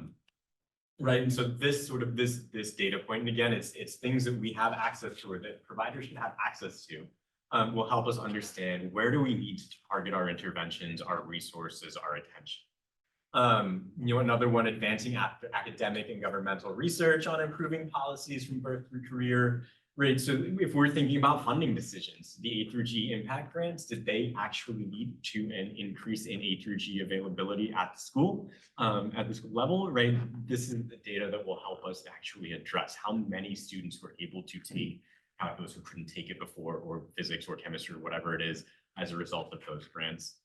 So just, important information that will help us, like I say, address questions related to outcomes, but not just outcomes, but related to opportunity and access. Thank you. Okay, so we heard Member Reddy's presentation. We'll now open it up for public comment. And I see one hand in the room here in Sacramento. I see another hand on Zoom. So if there's anybody else on Zoom that would like to comment on this, please feel free to raise your hand so we could get an appropriate count. Seeing no change in status, we'll open it up for 2 minutes, please. Thank you. Good afternoon, advisory board members, CPC personnel. My name is Roy Tongalava here on behalf of Education Trust West. We want to thank Member Reddy for presenting proposal number 3 and appreciate the opportunity through this process for adding data points to the P20W data set. Thank you for that thorough presentation. As we know, access to college level course work, including A through G sequence, dual enrollment, AP and IB courses are crucial to preparing our students for college and ensuring their success once they're enrolled, right? Research has found that early exposure to these courses enables students to adapt to the accelerated pace and higher expectations of college courses and significantly improving their likelihood of thriving in college. Moreover, promoting college readiness across our high schools is particularly important in narrowing inequities by extending opportunities to students who might otherwise lack access to the challenging coursework. And so by integrating these additional data points related to college level course access and college readiness in the C2C data system, stakeholders, policymakers, and all alike will gain a comprehensive understanding of where we are currently in terms of districts and schools offering these courses and the disparate outcomes that students have and face who lack access to these courses as a result. And I'd also add that these additional data points will enable us to better leverage the query builder and research request process, which we're also looking forward to. And so we urge your support and we look forward to continuing working towards a longitudinal data system that works to uncover the inequities consistently faced by low-income students of color, English learners, and marginalized students. Thank you. Okay, I also see Liz hands raised, so I've allowed you to talk. Thank you. Hardly anyone says they'd love me to talk, but I'm thrilled. Hi, this is Liz Guillen with Public Advocates. I'm urging the board to vote in support of Mr. Reddy's proposal. This information has been a target of grassroots communities for decades because we're aware that the A to G coursework is the key to a closed and locked door. And we would very much like to be kept informed of how this feasibility study goes. I don't know how public the process is, but I encourage it to be as public as possible so that we could support in rebutting all the excuses we have endured for decades about this. Thank you. Thanks, Liz. I do not see any other hands raised at this time, so we will close the public comment section. All right, that means that we'll open it up for member deliberation, questions, comments. I saw member Huff's hand first, so we can begin with you. Okay, thank you. This is Heather Huff speaking. I think this is a super important proposal, so thank you for submitting it. I think we need to have really clear information both about completion and access. I want to add perhaps a comment or a clarification for the feasibility study. What I want to make sure is included is some way of looking at not just the availability of seats, but the course patterns that exist within schools. And this makes it much more complicated, but it's not just if a seat is available. Sometimes we know that courses are offered while certain students are taking other kinds of courses that might prevent them from enrolling in those A through G courses. And I know that makes it much more complicated, but without looking at those first patterns or the feasibility of trying to understand that process, we won't get the information that we actually want from this, or all of the information we want.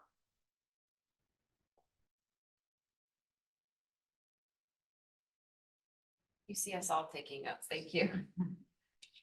Okay, next member, Orlick. George first. Apologies. Yeah, I mean, I love this. It's definitely work that we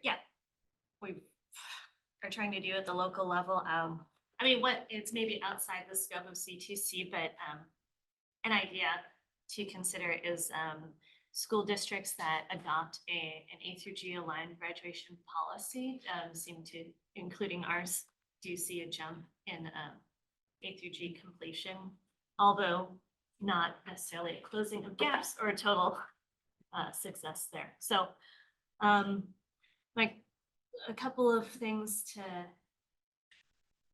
think about. I'm just thinking about how I report on this on an annual basis. And so like for A through G access, because I would love for it to be really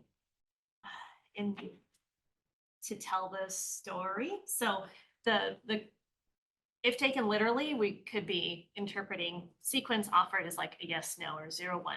But what I think one way to interpret these that could really tell that story is like when we're talking about offered or capacity is like seats as a, and capacity we don't really report, but obviously you could understand the enrollment in each of these courses and then know that as a percentage of the demographics, right? So how many students are, and then with A through G, you also have that detail of you can fail a course, but you can also miss a course, right, with a D.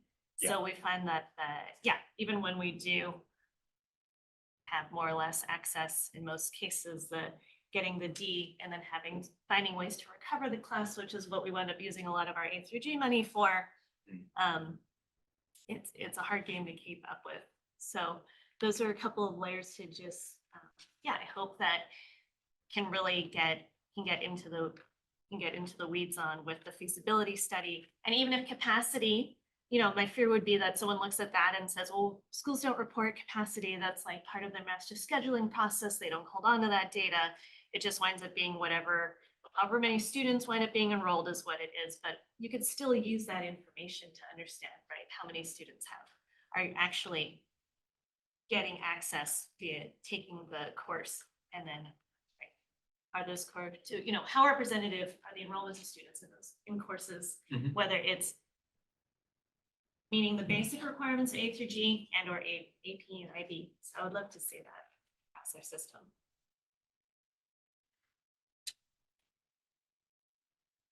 Member Chavez? Yes, thank you, Member Reddy, for this proposal. Just going back to the 1990s, yes, that's how long I've been doing this. I remember at UCLA, at the research center still exists called IDEA. They did a series of research reports in the wake of Prop 209 that looked at exactly this. So I do believe this data exists. For some reason, it's just no longer easily available to download. So I appreciate it as part of the feasibility study is to really understand if this capacity piece is available. I'm not making this up because I remember I was so inspired by those reports, that I was like, this is what I want to do the rest of my life. So thank you so much for this. I'm just really curious that, and I know the current data set is the result of a series of working groups that were formed by WestEd, et cetera. But I'm curious why this was never part of the initial data set to begin with. Can you give any background, or maybe not now, Marianne, but at some point, I would just love to know, yes, we ended up with the current data set, but back then they, deliberated, these 20, but ended up with these 10 for this topic. And you know what I mean? So this way, I think it would be helpful to know what have say been rejected in the past and for what reason before we start proposing, for example. I'm just so curious, and it's all this curiosity is really stuff too. I look at this as just kind of obvious. How is this not already here? Marianne Bates would be happy to look into that more and send resources your way. what we have right now that people can look at if you're dialing in from the public, if you look at our blog on our website, we put together a blog that tried to get at part of that in response to a lot of the questions that you all asked at your June meeting. The West Ed Planning website, which is still up, also has a short note that perhaps we can link to make it easier for people to find, that lists a number of data points that were considered, but not included in the original list for the data system, with some explanation as to why. So that's a starting point. I know that's not going to answer everything you just asked, but we will do our best over time to keep updating via blog posts and things like that. So it's easier, as you discussed in June already, to know, like, is there a short list of things that people have been asking for, but for whatever reason have not yet been included or have not yet been deemed to be feasible. So we'll do our best to try to be as transparent about that as possible. Thank you. Okay, we'll go with member Anthony. Yes, my comment is very quick. This is Marshall Anthony. The part in the PowerPoint when we said equity gaps exist in college, course completion before college even begins. I think that this presentation really uplifts that and speaks to why it's necessary in our C2C data set. Thank you. Member Shack. Oliver Shack speaking. I have a few very quick comments and one clarifying question. I just want to emphasize that I think the A through G element of this is particularly important because it's a requirement for attending public universities and colleges in California. And, you know, AP and IB, those also matter as well. But for me, I think that that's elevated to a different level. The second very quick point is that my guess is that this may require a few different iterations because there's a lot of detail and nuance to course taking patterns. I'm even thinking, you know, 8th grade and experiences in middle school may even factor into why and how students are in different pathways rather than others. And then the clarifying question I have is just on the college going rate. My question there, I think that makes sense that that's an important indicator. Is the proposal more to add elements that would enable that? When I looked at the list of elements in the Cradle-to-Career right now, it looked like there was enrollment and admission into college.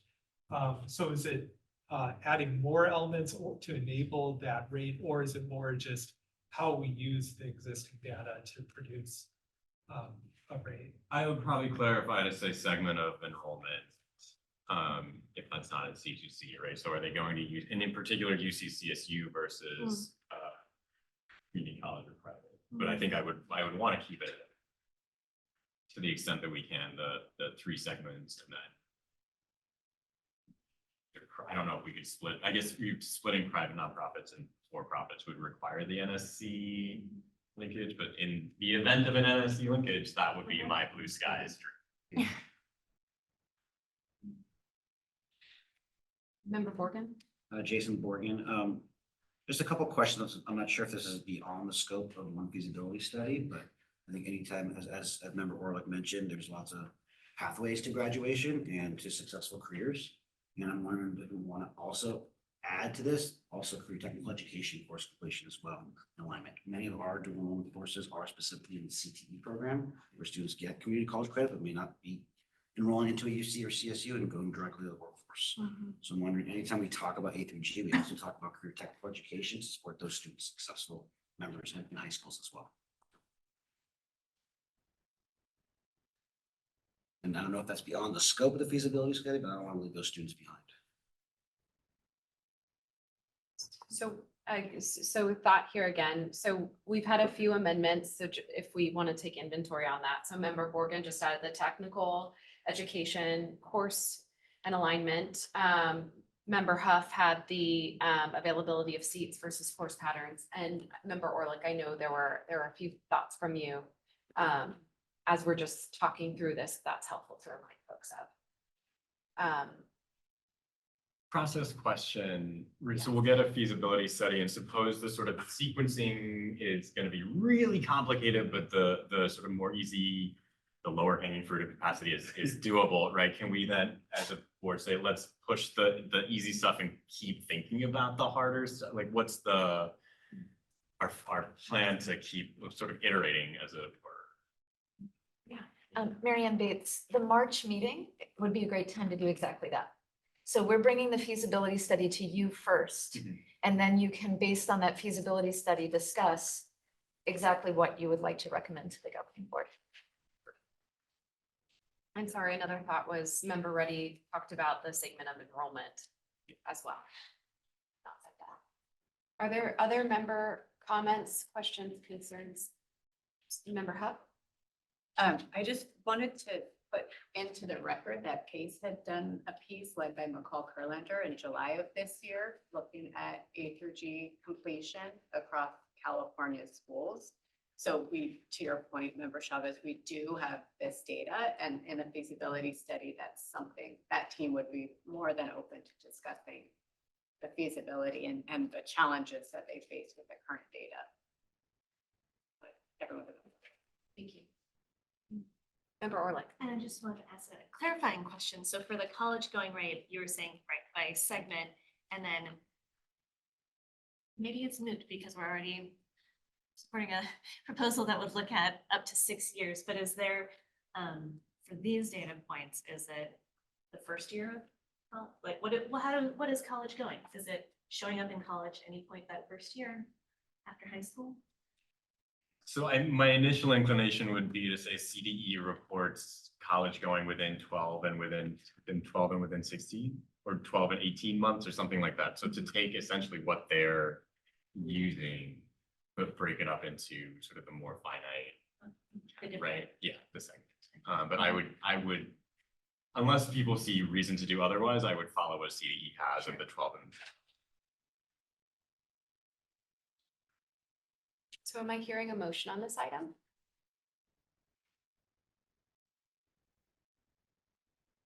Make a motion to move forward with the feasibility study, including the amendments that we've discussed. I second. Okay, so I have a motion for Member Orlick. I have a second for Member Connor. Wonderful. We will now open it up one last time for public comment on this agenda item. Any folks in Sacramento? Seeing no movement here in Sacramento, we can oh, there is. Okay, fabulous. Yes, sorry, Sorry, Oh. just fabulous. We'll just wait one sec. I'm not seeing anybody on the line, but I jumped the gun here in Sacramento. So let's give the line one more time. Please, folks on the line, if you'd like to make a comment, feel free to raise your hand. I'm not seeing any change in status on the line. So happy to take your comment. Thank you. sorry, just speaking on behalf of AJ Johnson from California Competes, in support. Thank you. Thank you. Okay, and I'm not seeing anybody else on the line that's raised their hand. So happy to close public comment at this time. Again, as we just said, we have a motion and a second, so we will now open it up for member vote. Member Anthony Jr. Yes. Member Borden. Yes. Member Catanzarite. Yes. Member Chavez. Yes. Member Connor. Yes. Member Faust. Yes. Member Harlech. Yes.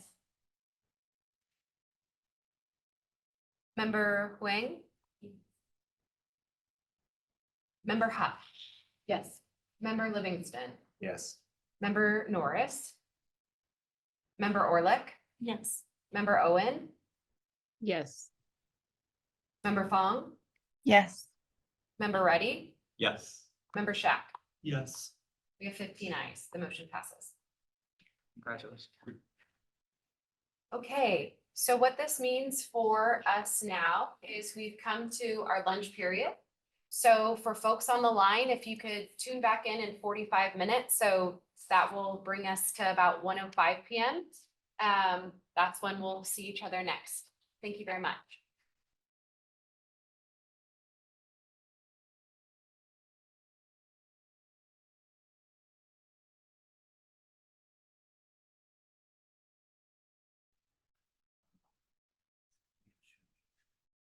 Okay, welcome back, everybody. Apologies, we had an extended lunch period, but thank you, everybody who's joining us virtually. We're gonna kick back in session. So what I'd like to do first, we're returning at 1:20 p.m. And I'd like to call roll just to ensure that we have a quorum with us here. So Member Anthony Jr., Present. Member Borgen, Present. Member Catanzarite, Present. Member Chavez, Present. Member Connor, Present. Member Faust, Present. Member Harlick, Present. Member Huang, Member Huff, Present. Member Livingston, Present. Member Norris, Member Orlick, Present. Member Owen, Present. Member Fong, Present. Member Reddy, Present. Member Shack. Present. With 15 members present, we have a quorum. Okay, so we'll now move on to agenda item 7, which is the approval of the March 30th advisory board meeting minutes. As we're looking into the meeting minute, if we can next slide, please. Are there any corrections or additions from members? Hearing none, may I have a motion to approve the March meeting minutes as submitted? I make the motion. I have a motion. Can I have a second? Second. I heard Anthony Jr. as my second. Okay, we have a motion and a second. Let's open it up for public comment, see if there's any folks on the line that have comments for us today. So if you're a member of the public joining us for this session and you have comments for us, please raise your hand. Shannon Serrato, if you could let me know if we have any hands raised in our virtual space. Not seeing any at this time, we'll just give it another moment. Confirming that we still have no hands raised, we'll close this public comment agenda at this time. So let's bring it to the vote, and I will call roll. Member Anthony Jr., Yes. Member Borgen, Yes. Member Catanzarite, I should abstain since I wasn't at that meeting. abstaining, perfect. Member Chavez, Yes. Member Connor, Yes. Member Faust, Yes. Member Harlick, Abstain. Member Huang, Member Huff, Yes. Member Livingston, Yes. Member Norris, Member Orlick, Yes. Member Owen, Yes. Member Fong, Can I abstain? Member Reddy, Yes. and Member Shack. Abstain.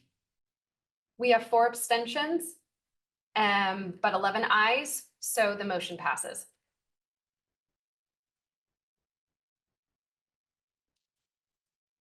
Thank you. We will now move on to agenda item 8, approval of the June 6th advisory board meeting minutes. Are there any additions or corrections to the June 6th meeting minutes? Hearing none. Hearing none. We can open it up for public comment and I'll look to, excuse me, sorry, I'm jumping the gun here. Can I have a motion on this, please? Motion to approve the minutes from June. Okay, I have a motion from Member Reddy. Do I have a second? Second. Wonderful. That was so enthusiastic. I think I did hear Member Orlick though. Thank you for that. We have a motion and a second. We'll be opening it up public comment. And again, I will ask folks that are on the line, please raise your hand to indicate that you would like to speak on this agenda item. We are seeing no hands at this time. I'll give it another moment. Seeing no hands raised, we will close the public comment session on this agenda item, and we will bring it to a vote. Beginning with Member Anthony Jr., Yes. Member Morgan, Yes. Member Catanzarite, Abstain. Member Chavez, Yes. Member Connor, Yes. Member Faust, Yes. Member Harlech, Abstain? Member Huang. Yeah. Member Huff, Yes. Member Livingston, Yes. Member Norris, Member Orlick, Yes. Member Owen, Yes. Member Fong, Abstain. Member Reddy, Yes. Member Shack. Abstain. That is 11 ayes and 4 abstentions. The motion passes. Also, for context, the Community Engagement Advisory Board did vote to approve these meeting minutes as well, so we can now get them posted. Wonderful. We will now be moving on to agenda item 9, and I would like to invite Executive Director Marianne Bates to take us through this item. Thank you so much. So what I'll do for the next few minutes is walk you through some of the recent updates from our office. I would really welcome any questions or comments that you have to make sure that you are up to speed on our work. So reflections, just a little over a year ago, so last summer, we developed an ambitious 5-year timeline and an annual work plan. And that timeline was modeled after the initial timeline that was developed during the planning process. At the time, only one of our current directors was already on board with the team. That was Dan Lamery, our Director of Data Infrastructure. And so it was one of those leaps of faith of putting out a public work plan and saying, we're going to recruit awesome people who can put this work into practice. And so I'm just so grateful and thrilled with the team that we've been able to build since then and the work that we've been able to do. I'm going to talk about a couple of resources that are on our website. So if you're listening in from the public, if you look at our resources tab on our website and then look under planning, you can see our current version of this 5-year timeline, and you can also see our 12-month work plan in detail. What's on the slides is going to be far too small to read. So I'm just going to highlight a few things. But the kind of feeling that you can experience as you look at our original 5-year timeline, so this is what we drafted a little over a year ago, and then you can see the green check marks of what we got done in year 1 and what we got done in year 2, is that we've made a lot of progress. There's two things I want to point out about the timeline. One is there are a few areas where there's a partially filled circle as opposed to a check mark. Those are in 2 categories. One is that it turns out it takes quite a bit of time to move to a new space using state processes. So we're in the process of finding our permanent space and moving there. We're quite excited about it. And the second is that the actual build of the data systems infrastructure in preparation for receiving data from our partners took longer than we had anticipated last August.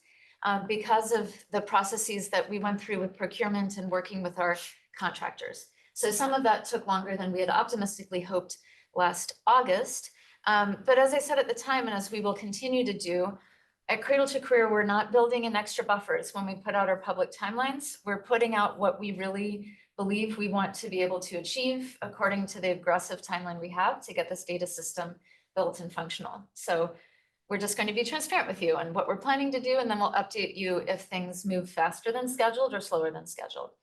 The other thing I want to highlight on this page is, again, if you pull it up on your own screen where you can look at it, years 4 and 5, especially in the sections related to data infrastructure, highlight something that is relevant to the discussion you had earlier today. And that's addressing this idea that the scope of the data system could only increase by a few data points each year. So in years 4 and 5, there's an opportunity to increase the number of data points in the data system, specifically when our governing board turns to addressing the information from Health and Human Services on public benefits, health, early learning and care, and when it addresses the inclusion of information on workforce development programs and workforce information. So it's likely that at that process, we would see jumps in the number of data points that are included. And we expect to use a similar process for that as was done during the planning process, where during the planning process, the process started by identifying the priority research questions and then worked to identify those approximately 200 data points that were part of the initial P20W data set. So similarly, when we get to that stage in years 4 and 5, we expect to use a process to determine what those would be, which would include you as an advisory board, and I imagine we would also have task forces and engagement with the public on that. So I just wanted to highlight that because I think that's a helpful complement to the conversation that you had this morning. All right, next slide, please. So the 12-month work plan is for the fiscal year that started this past July. It's tailored to a strategic plan that our governing board developed. So if you're curious, encourage you to look at that on your own time. The work plan was modeled after last year with some improvements. I'm just going to highlight a few things in each of our programmatic areas. In operations, as I already mentioned, we have plans to move to a new space that's specifically focused on community engagement. We have a hybrid team, and so we took the calculation the Department of Finance uses for our number of people on the team and then used most of that space to develop a really nice meeting room, not only for these kinds of board meetings, but also for user-centered design and community engagement and trainings and things like that. So we hope to be able to move into that space in the next year. Next slide. Analytical data. So I'll talk more about this in a moment, but we're planning to have the first data submissions this fall. In fact, this month, in the month of October, is the first data submission from our partners, and then each March thereafter. So the planned schedule is that each March we would get an annual data submission from our partners for the prior academic year. And I want to say that because I think it's important for everyone to understand that this is not a real-time data linkage that will have real-time data. There's always going to be a bit of a lag by the time our partners aggregate the data at the state level, prepare it, share it with us, and then we integrate it and update our dashboards and other materials from that. Our focus has been on security and privacy. As I think we discussed at prior meetings, we have a standing security policies task force that has the chief information security officers of our data partners on it, as well as the Department of Technology and other entities here in the state of California who are all providing oversight and partnership and ensuring that we're building the data system to comply with all of the relevant California and federal laws and doing the best we can to ensure the data system is secure and keeps information private. Also a focus on user-centered design that's literally written into our statute and is something we care very deeply about. Next slide. Practical tools for students. So this is how we're describing the operational tools. californiacolleges.edu, eTranscript California that are named in statute. A couple of things just to highlight. We have an annual student experience audit that we're required to conduct and that we do in partnership with contractors. And the idea is to keep our work grounded in what students are experiencing today and ensuring that we're hearing directly from them as a complement to what we can glean from the data at a high level. And this work really depends on partnerships to remove the barriers that students face. So we partner with californiacolleges.edu. We partner with our colleagues in the Community College Chancellor's Office on their work on eTranscript California and supporting them in their efforts to bring these tools to scale. Engagement. We'll have more details on this later, but really excited about the work that my colleague Shannon Serrato has been able to build and spearhead and develop the strategy for. And we're really focused not only on telling our story, which is really important so that people know what the data system is and how to use these tools, but really listening to people and learning from communities before we build these first dashboards and from the beginning. So as I mentioned before, right, we know the most requested features right now are the ability to disaggregate by demographics, the ability to disaggregate by geography. And we want to ensure that we're continuing to listen and hear that information ahead of time so that we don't release products and say, don't you love it? No, actually, here's this entirely separate thing we wanted. So we're trying to do as much listening as we can. Boards, there's one final page of this 12-month work plan that basically looks at the annual cadence of your work and of the governing board's work. And so this is a nice overview. Again, earlier you discussed the process the board uses to update its governance manual. If you want a cheat sheet on what meeting the board will use to discuss different things, this is a nice initial overview that gives you a sense of kind of the annual cadence of both the governing board's work and your work as well. All right, so that was an overview of the 12-month work plan. I just want to highlight a few additional things. We initially were authorized to have 16 total positions on our team. We're very grateful that the budget that passed this past summer included 10 more. So we will have a total team size of 26. And just really want to highlight the importance of having team members with deep experience within the state, especially because Cradle-to-Career is by definition brand new. We've really benefited from having a number of specific people on our team. Leslie Taylor, for example, who brings over a decade of experience with the Department of Education as our Director of Operations. It's been wonderful to be able to lean on that. Our General Counsel, Julia Blair, brings a depth of experience within the state and specifically in sharing and linking data in the education space and in data privacy. So it's just wonderful to have a number of members of the team who are deep state experience. We're very grateful for that. I'll also highlight my colleague, Mary Kate, who you know well, who has deep experience with boards at the state, literally wrote her thesis about public sector boards. And we're incredibly grateful for her work and improving our work here. So really proud of the team that we've been able to build over the year and appreciate your engagement with them. Next, we have our analytical data. So procurement and build updates. We completed a contract with the Next Phase System Integrator. So for the last 3 months, we've been working with Deloitte and very pleased with the fact that they were able to build out the necessary infrastructure for us to be able to receive data. I'll talk more about that on the next slide. In addition to our system integrator contract, we also have built what we're calling strike teams, essentially additional bandwidth that's tailored specifically to our technology stack.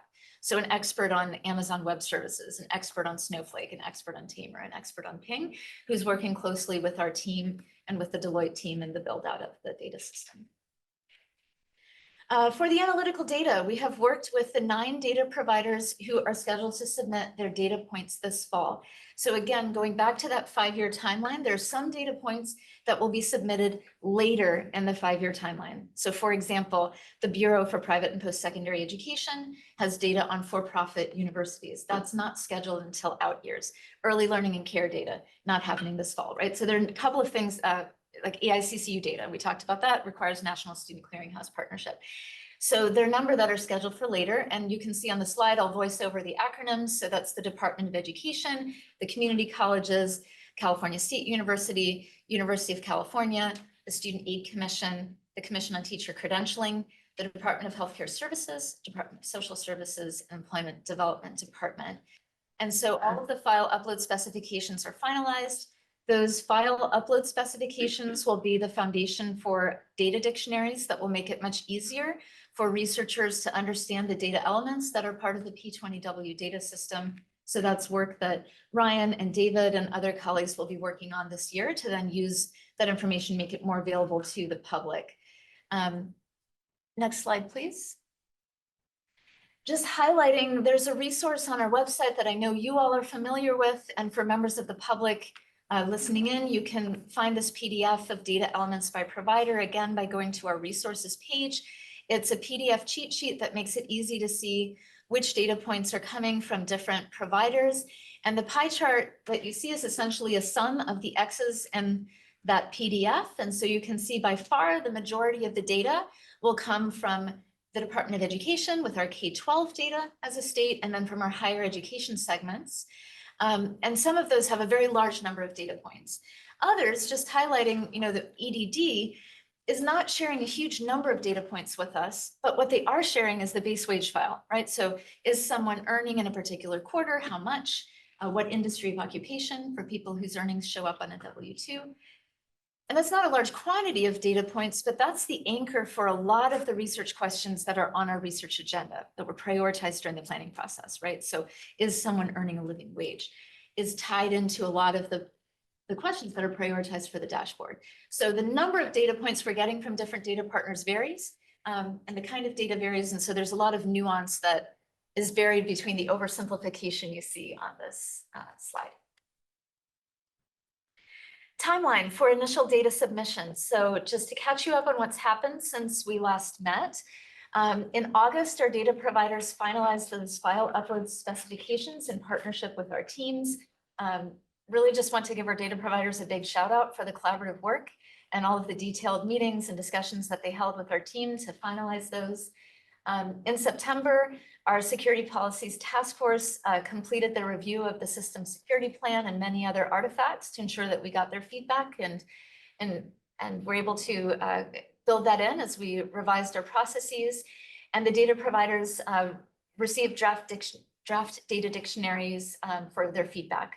And then October, the month we're in right now, is the open period for importing the P20W data. So I'm happy to report that as of September 29th, our data system was live and ready to receive data from our data partners. We've already had a few who are connecting with our SFTP site. And so our hope is that we will be able to receive data from 8 of those 9 that I shared in the prior slide. Then we link those, and then that linked information then determines what we share to EDD, and their data will then come in early next year. And that then provides the foundation for building the first dashboards and the query builder. So that's where we're at in the timeline. It's a really exciting month. We're celebrating as a team and really celebrating together with our data providers and the work that's been done over the past year, especially in getting to this stage. So we're excited to be there. A few quick highlights. So now shifting gears, that was all about the linked analytical data. Our practical tools for students with eTranscript California. We've been collaborating with the Community Colleges Chancellor's Office to develop plans on eTranscript and what a renewed vision for eTranscript can look like. So we've been really grateful for that partnership. CaliforniaColleges.edu, earlier this year, the Department of Education signed an MOU with CCGI to collaborate on sharing data that enables CCGI to create universal basic accounts for all 6th to 12th grade students in public schools in California. So we're very excited about that progress as well. Another update since you last met is Executive Order N1123, or the Career Education Executive Order, was signed at the very end of August. And the governor directs the state's top public education and workforce leaders to develop a new master plan on career education over the next year. And it's really about integrating and aligning programs that have been funded by the state's historic investments in this space. Next slide. One thing we were excited about, Cradle-to-Career, is mentioned in that executive order. So we've highlighted here a couple of the mentions in the whereas clauses. Talks about 3 broad goals around career pathways, hands-on learning and real-life skills, and universal access and affordability. When he signed this executive order, Governor Newsom highlighted the idea of a career passport that could enable people to share their skills and credentials in ways that go beyond a 4-year degree or a 2-year degree. So we're really doing a lot of work in the coming months together with our partners and the higher education segments and K-12 education to work together to develop ideas for this in response to this executive order. So I'm really excited about that.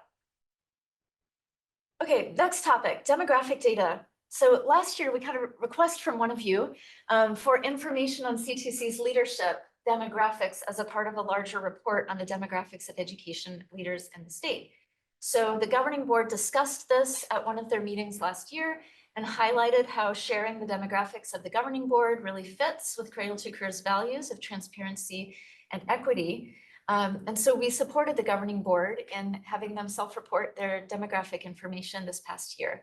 And I can highlight what that looks like. I know this is a bit hard to read, so I'll just voice it over.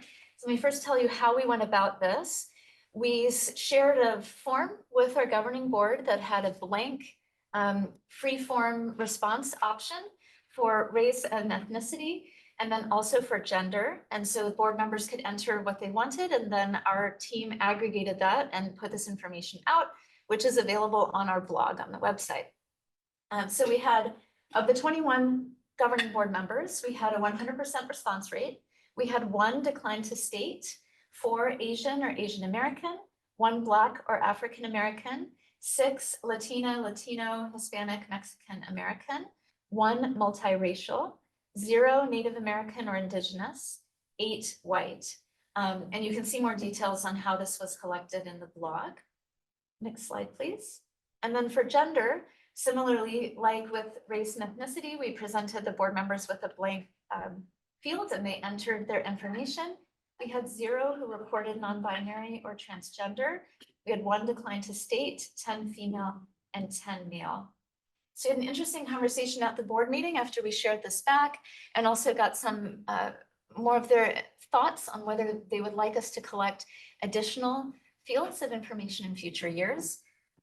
One thing that you can potentially consider is whether you would like us to also support the Data and Tools Advisory Board and collecting your demographic information in a similar way. So that's something that you can consider. Let me just check my notes if there's any. Am I allowed to request that right now? You can, because this is my last slide, I believe. So, time for member questions. and comments. Couldn't have timed it any better. I would love for the staff to support this body on a similar analysis of our demographics.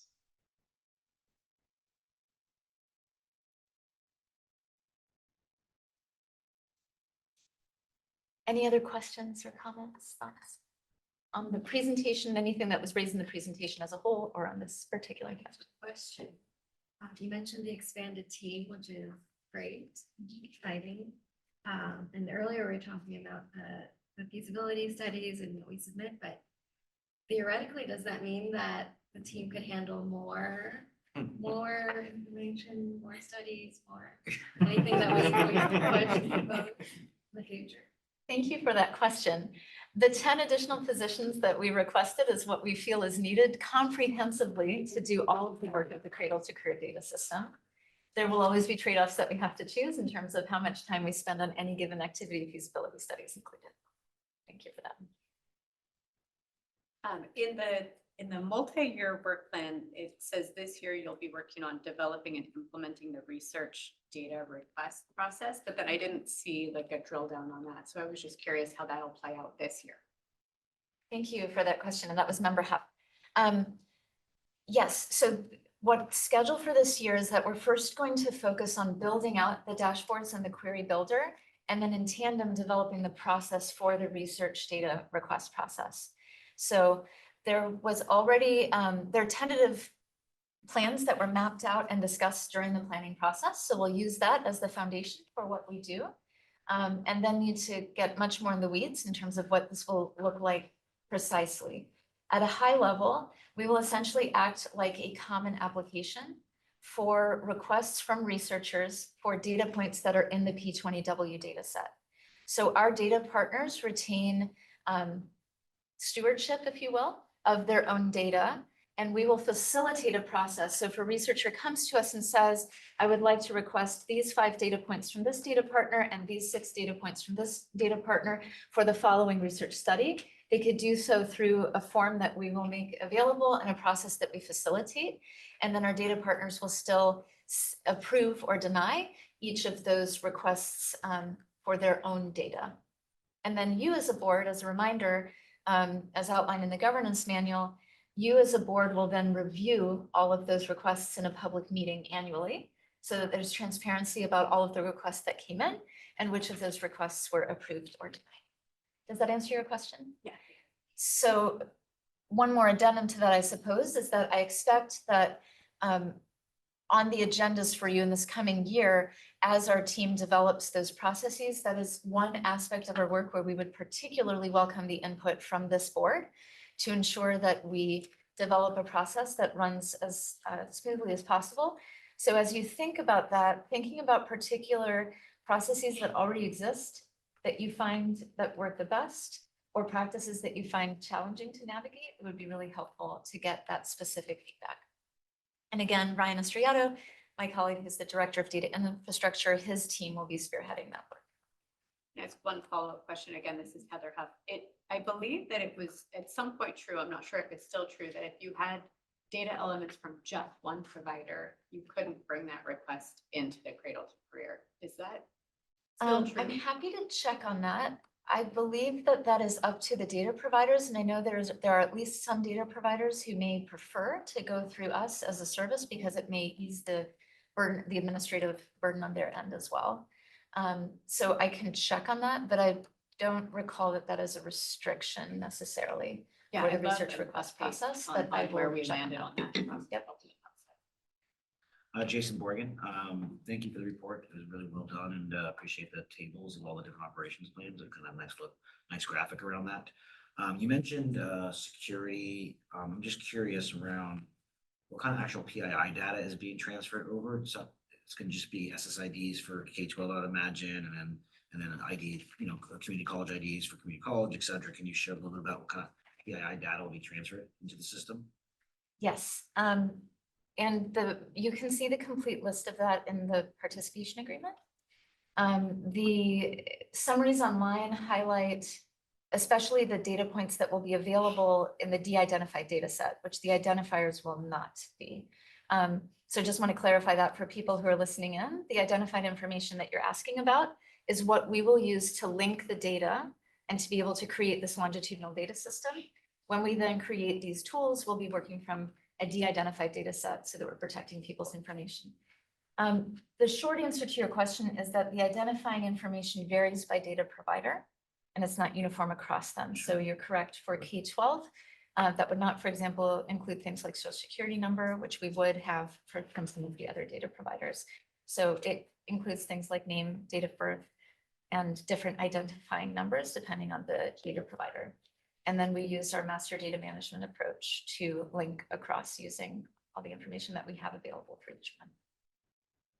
You can ask a follow-up question then. How are you creating that unique identifier based upon several different pieces of information? Are you aggregating first name, last name, and date of birth together? Is there an algorithm you already have for that specifically? Yes, be happy to send you more detailed information from our team that's doing that process. The short version is that we're using a tool called Tamer, T-A-M-R. It's part of our tech stack to do the linkage that is able to bring in the information and essentially use machine learning and matching to match across all of the different identifying information that we bring in. And that then creates a unique record for each individual in our data system that's then separated from the analytical data set that's de-identified. I do see that member Fong's hand is raised, so I'd like to take that and then maybe conclude this agenda item, if that works for folks. So member Fong, if you could speak, please. Thank you again for sharing. I had a question around the diversity, the racial diversity of the governing board, and as well as the racial diversity of the users who are experiencing or providing user experience for the data dashboards. Is there any conversation about increasing the number of Black or Native American members at all through some type of fellowship or rotation? Or are there any conversations at all about increasing the racial diversity in those racial groups? This is Marianne Bates. Thank you for that question. So there are two things that I would highlight. One is that the statute that created Cradle-to-Career has a section that talks about the importance of the governing board reflecting the diversity of California. And it mentions a number of specific dimensions. Race is one of them. So that's part of the statute that created Cradle-to-Career. The second thing that I would mention is that the composition of the governing board is dependent on the entities who nominate the specific individuals to the governing board. So in our statute as well, it specifies that, and about half the governing board is designees of data providers, and the other half is appointees of the governor's office, as well as the assembly and the Senate. And so those decisions are taken individually by the different entities, either the data providers or those the legislature and the governor's office who appoint the individual members.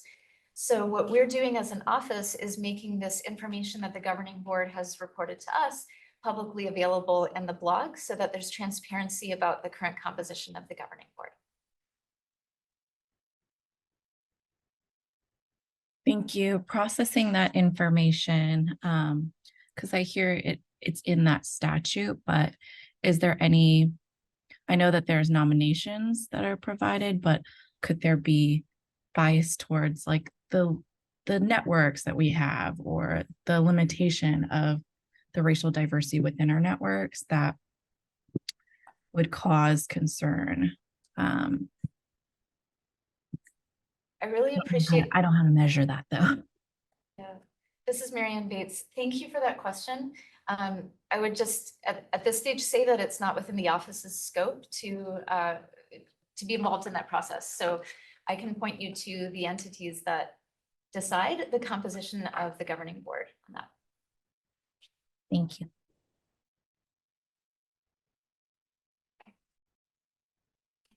And can I just ask a follow-up to that? When it's time to do recruitment, and do we have the ability to like extend the opportunity to our network, you know, when opportunities, when a board seat becomes available? So what I hear, I think, Member Fong saying is there a way for us to like broaden our scope and our reach in terms of recruitment so that we diversify the board and that it does reflect the diversity of the students that we're trying to serve? So this is Marianne Bates. For the advisory boards, we have a lot of opportunity, and so many of you were really involved in helping to spread the word. Each year, a third of your positions turn over. And so our office has been able to do a lot of work with you as board members and with others to get the word out about opportunities to serve on this board. The Community Engagement Advisory Board also had a really interesting conversation at their meeting in September about specific and concrete ways to increase student voice at these meetings. So that was a conversation that they had.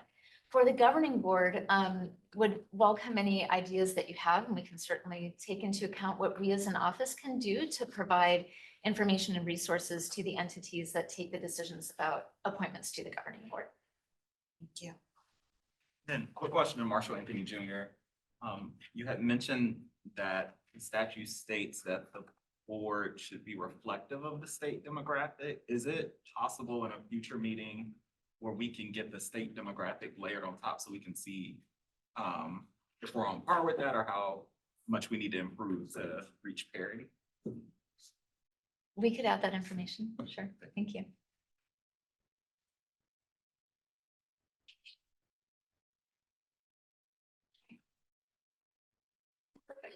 Hearing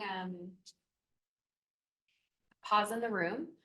Let's wrap up this agenda item. Thank you so much, members, for your thoughts, and Marianne Bates for that informative update. So we'll now move on to our next agenda item, which is agenda item 10, and we'll be hearing from our Community Engagement Advisory Board Liaison. So this is a new item, and it will feel new for a lot of you, obviously. So just to kind of back up the truck for a second, I don't know if y'all remember from our June 6th joint advisory boards meeting last year, in the future agenda item section, Member Borgen had the idea that maybe we should have liaisons between boards. And so community engagement met last month. And so we will now be hearing from the community engagement liaison that they chose to adopt, who's a new member, Adam Gottlieb. And so I will pass it over to him now to share this update. Thank you. Thank you, Mary Kate. Good afternoon, everyone. As was said, my name is Adam Gottlieb. I'm one of the newer Community Engagement Advisory Board members. Very pleased to serve as one of the liaisons between the boards. I'm going to share with you just 2 points of consideration that you see here on agenda item 10. Proposal similar to how you heard proposals this morning. We also did at our September meeting, and then some updates on our community ambassador work. So first on the proposal that we heard, Marianne was kind enough to tee this up. It has to do with student representation on the boards. This is brought to us by member Meredith Curry-Nunez and involved the composition of the boards, like I said. Member Curry-Nunez's proposal calls for greater intentionality for the inclusion of students on our boards. Currently, we have one undergraduate representative and one doctoral student. We also have a doctoral student on yours. This proposal would call for advertising and recruiting potential student members from across the segments of education, including high school and community colleges. So not just the traditional students that we have been working with before.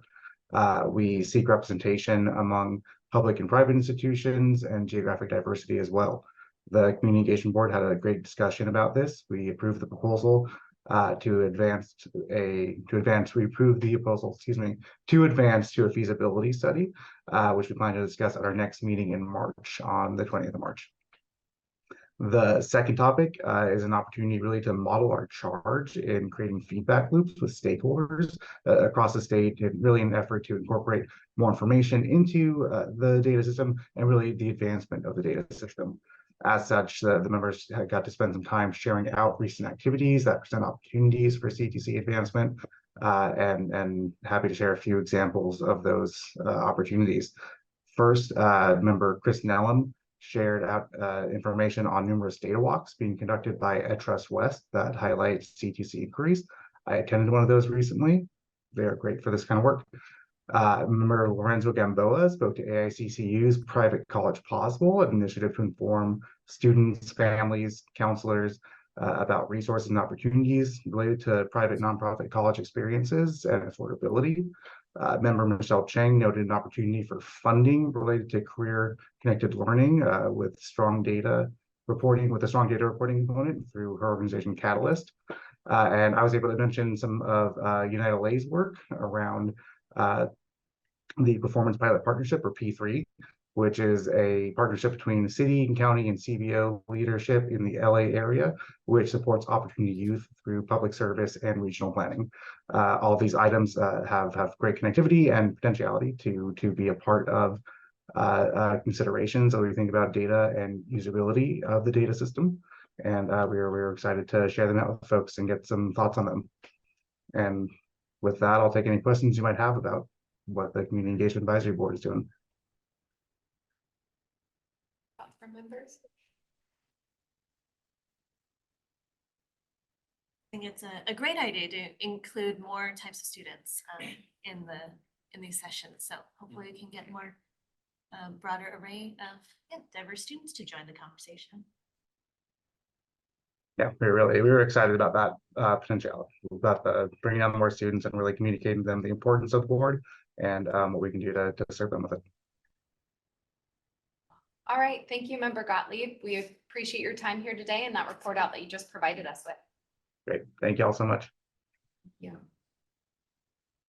Okay, so now we're going to turn to agenda item 11. And that will be discussion, public comment, and possible action on a data and tools advisory board liaison.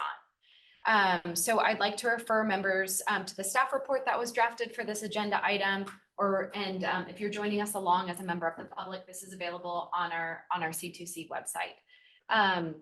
So you all just experienced it for the first time. Community engagement appointed a liaison from their advisory board to report out, and this is what we're looking for somebody from data and tools. You all, ideally through this agenda item, will appoint a liaison amongst the data and tools folks, and you'd be able to report out at community engagement to let them know about the good work that you all are doing. And so this would be a year-long commitment. We're looking for the delegation of a person. They did approve their their 2024 dates. So they would happen in March 20th. June 10th would be a joint meeting, which you all would ideally be at that meeting. And then there would be another meeting in October. So there would be 3 report out opportunities for whomever this liaison would be, and you would be a standing agenda item. So that really concludes my presentation here. I am recommending that the advisory board move to designate 1 member to serve as the as the data and tools advisory board liaison. And just as it's good practice to always have a proxy, right? Should we get sick or have a meeting or be out of country? I would also recommend that the data and tools advisory board vote to have a proxy to help the liaison out should they not be able to attend. And I'd be happy to, we can open it up at this time for member questions, comments, and deliberation.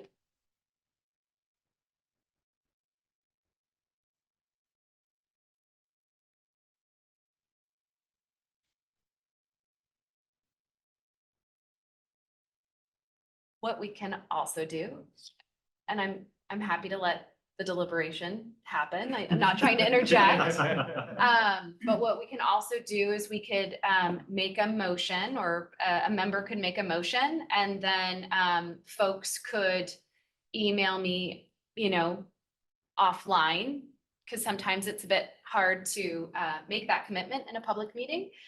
So should that be a better alternative? That's also something else that we could do if somebody is unable to step up at this moment. No pressure. So Tamika, are we just seeking a volunteer or volunteers at this point? Yeah, that, Okay. please, but there are options. Should we not?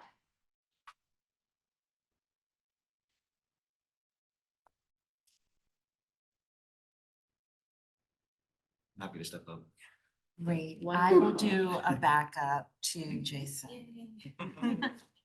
Okay, so Member Borgen has offered, wonderful, so you get to implement your own program idea. Love that. I see what you're doing. So Member Borgen has volunteered. We have Member Connor that has volunteered to be the proxy. So now if I could have a motion from a member to put this forth, and then a second. I ecstatically move. I forcefully second. Okay, so we have a motion from Member Anthony Jr. and a second from Member Reddy. And what I'd like to do now is open it up for public comment.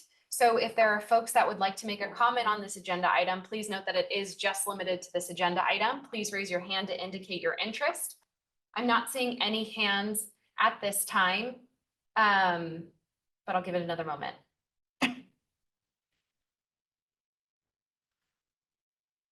Seeing no change in status, we can close public comment, and we will now open it up for a vote. Member Anthony Jr. Yes. Member Borgen. Yes. Member Catanzarite. Yes. Member Chavez. Yes. Member Connor. Yes. Member Faust. Yes. Member Harlech. Yes. Member Huang. Yes. Member Huff. Yes. Member Livingston. Yes. Member Norris. Member Orlick. Yes. Member Owen. Yes. Member Fong. Yes. Member Reddy. Yes. And Member Shack. Yes. The motion passes with 15 ayes. Okay, thank you. We will now move on to agenda item 12, which is a presentation on the Bagley-Keene Open Meeting Act, which will be given by Julia Blair, our general counsel. Sorry, I just kind of fused your names together there. As we have 5 new members that are joining us on the advisory board, we thought that this would be a helpful presentation to share. So please take over, Julia. Thank you so much, Mary Kate. Good afternoon, advisory board members. My name is Julia Blair. I'm the General Counsel and Chief Privacy Officer at C2C. Joined about 6 months ago, and I'm really excited to be part of our team. I'm going to try to keep this relatively short, but room for questions and answers, because I'm sure that there's a variety of experience in terms of how much or how little people know about Bagley-Keene. So Bagley-Keene Open Meeting Act covers all state boards and commissions, including those advisory boards created by the legislature. Additionally, Education Code Section 10865, which establishes the advisory board, specifies that it is subject to Bagley-Keene. So generally, Bagley-Keene requires that bodies meet publicly, notice their meetings, prepare agendas, accept public testimony, and conduct their meetings in public unless specifically authorized by the act to meet in closed session. The purpose of the act is to allow members of the public to attend and participate as fully as possible in the state body's decision-making process. So, for example, when we're meeting in remote locations, those are currently required to be publicly noticed and publicly accessible, which means don't be in your home where you don't want the public to be, or in your car at Starbucks, things like that. Next slide, please. Another one of the main requirements of the Open Meeting Act is that an agenda be posted 10 days prior to the meeting. And it's usually posted on the website, emailed to interested parties. Public posts publicly posted at publicly accessible locations and sometimes even mailed. What's really important is that that notice and agenda have specifically itemized agenda items. That's why sometimes it can be frustrating when the conversation comes up to things that the board thinks would be a great thing to be able to act on, but since it wasn't agendized, the public doesn't have notice that would be a conversation. So that's why that would have to be a future agendized item. And that's really where that requirement comes from, is so that the public is on notice of what the body's going to discuss and has the opportunity to observe and participate if so desired. Next slide. Okay, so one of the requirements is what the threshold for triggering Bagley Keene is, and that really comes down to 3 or more members of a body participating in some sort of business discussion. So it applies to advisory bodies having 3 or more members that are created by formal action of another body. So if we talked about doing some sort of ad hoc committee for this advisory body, if it had 3 or more members, it would also be subject to Bagley Keene. And that way, if there's only 2 members, we're not worried about triggering Bagley Keene. So sometimes we'll say, delegate to 2 members to work with staff to do blah, blah, blah. And that way you can do some work outside of the meeting with staff without having to worry about Bagley Keene. Additionally, you may have heard the term serial meeting or wheel and spokes. And that is really where a staff person sort of acts as an intermediary for multiple conversations between members, which could also trigger a violation of Bagley Keene. If, say, Marianne talks to member Connor and member Connor gives some feedback, and then you go to member Orlick and say some of the stuff that was shared, and then you go back to a 3rd member. So if it involves more than 2 members, you can't use a staff as an intermediary. And staff really tries to be very careful. That's why you'll see BCC emails that say like all 16 advisory board members have been BCC'd on this, because it's just sort of a reminder that we keep in mind that we don't want to trigger reply all conversations between members, but we're letting people know that it was a BCC'd email. Next slide, please. Another requirement under Bagley Keene is the minimum number of members needed to vote on an issue, which is called quorum. It's a protection against only a limited number of board members being present to take action and would represent a limited view. So for the advisory board, this is 9 members. And pursuant to the board governance manual, for this advisory board, taking action on a vote requires a simple majority of those present. So if you had a quorum of 9 members, you would need 5 of those members to pass a motion. Next slide, please. So the public's opportunity to participate is key to the foundation of our government. It's really important that we remember to allow the public to speak and provide the public with the opportunity to participate in meetings.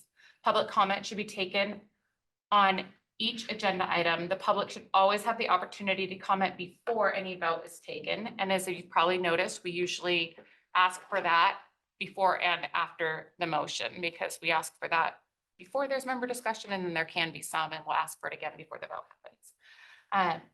We encourage public commenters to fill out a speaker slip during meetings. This helps us with our minutes. We like to identify who our public comments come from and what organization they may represent. However, it's voluntary, and no member of the public can be prohibited from speaking because they do not want to identify themselves. The Act does permit the advisory board to set reasonable limitations on speakers, such as time limits, which the governing board has typically been for 2 minutes unless there's 10 or more speakers, and then that would be further limited to 1 minute. Next slide, please. I have different slides, sorry guys. So one of the other requirements of the Open Meeting Act is that votes occur in open session. So that's why, as you've seen practiced, we all take the votes by roll call in open session. Next slide, please. Okay, so I see what happened. I'm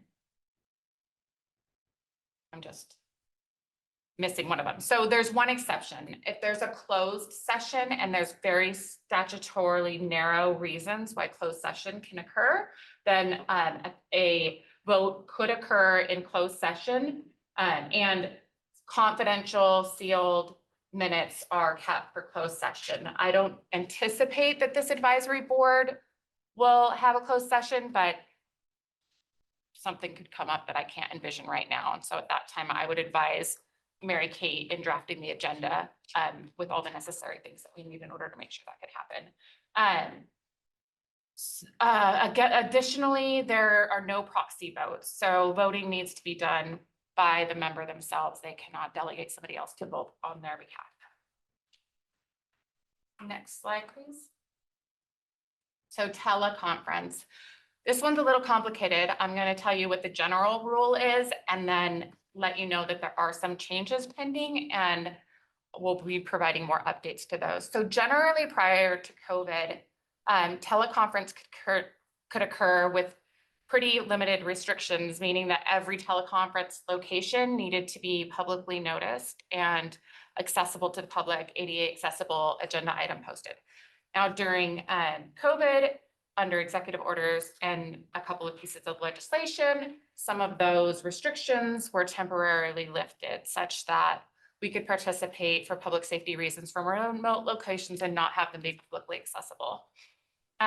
Currently, there has been a temporary extension until the end of the year for that. And then there's a new bill that until 2026 allows for teleconference in certain situations, but it is more limited in that the majority of the governing board body needs to be in a public location. However, for advisory boards, it specifies that you can do a teleconference with remote locations that do not have to be publicly noticed. So that will be effective January 1. So that just gives the board some flexibility in terms of how to meet in the future and maybe respond to what's happening public health wise if that's necessary. Next slide, please. So what can you talk to other members about? To avoid a meeting when you're gathered together, avoid talking about business covered by the board.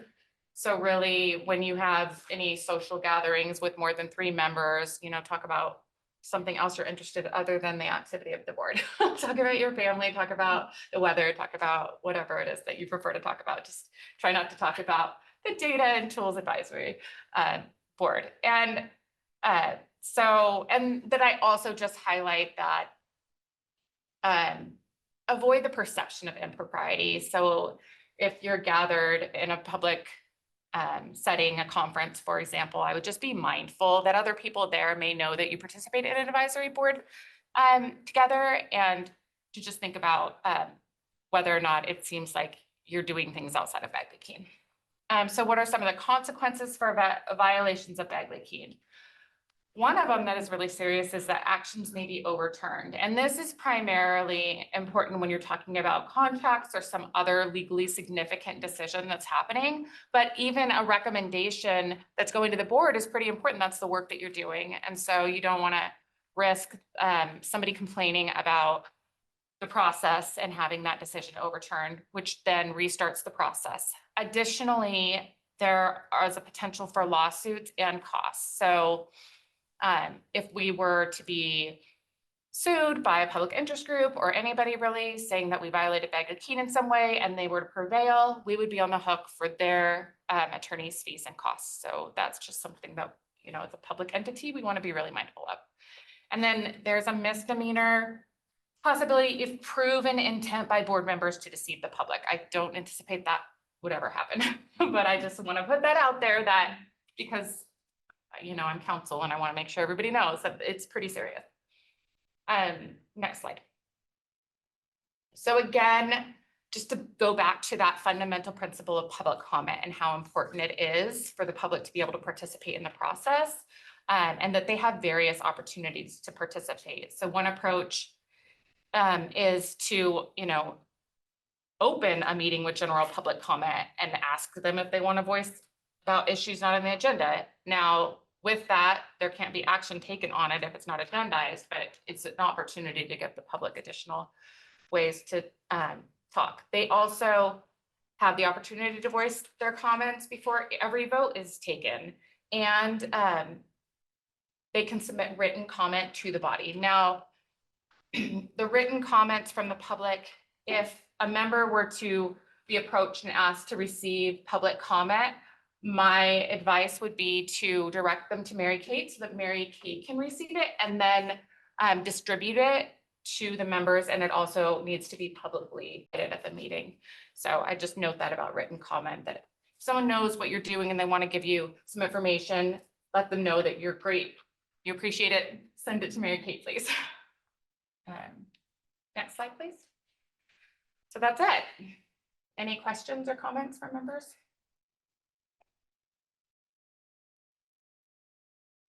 Thank you. Thank you so much. We appreciate that presentation, Julia.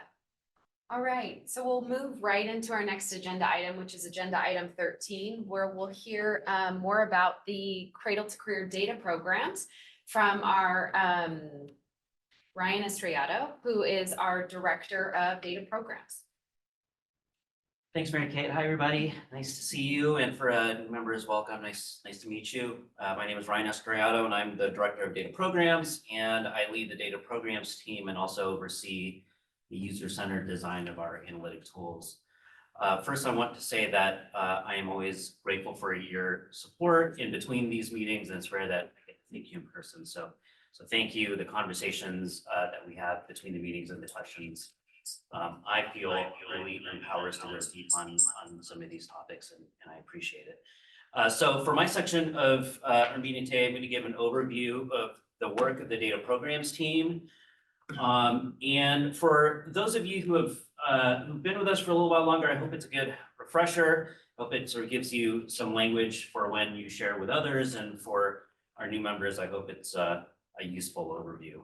Before I launch into that first part, I want to share some exciting news that the Data Programs team has grown. So as I've been saying, the Data Programs team is no longer a team in concept or in philosophy, but it's actually now a literal team. And so Data Programs comprises Judy Chan, Deputy Director of Digital Services, and then David Lang, a research manager who you heard from, and then our latest colleague, Julie Liao, who's a Strategic Data Project Fellow. And so now I'll move on to the overview. First, we'll start with the P20W data set. And so I'll start by saying that the data set is made up of linked data, of course. So whenever we engage the public, one of the things that we try to message as a reminder to the community is that we don't collect any new data ourselves. So we're not an agency that collects data. Our role is to link the data of existing data from our partners, our partner agencies, and that the value of that is that each of our agencies already offer a public service by being the stewards of the data and protecting it and sharing information publicly. And what we hope to do is add value by connecting those data together so that we can answer additional questions and make available information in the public that wasn't available before. So I'll give some examples. Of course, we can go from questions like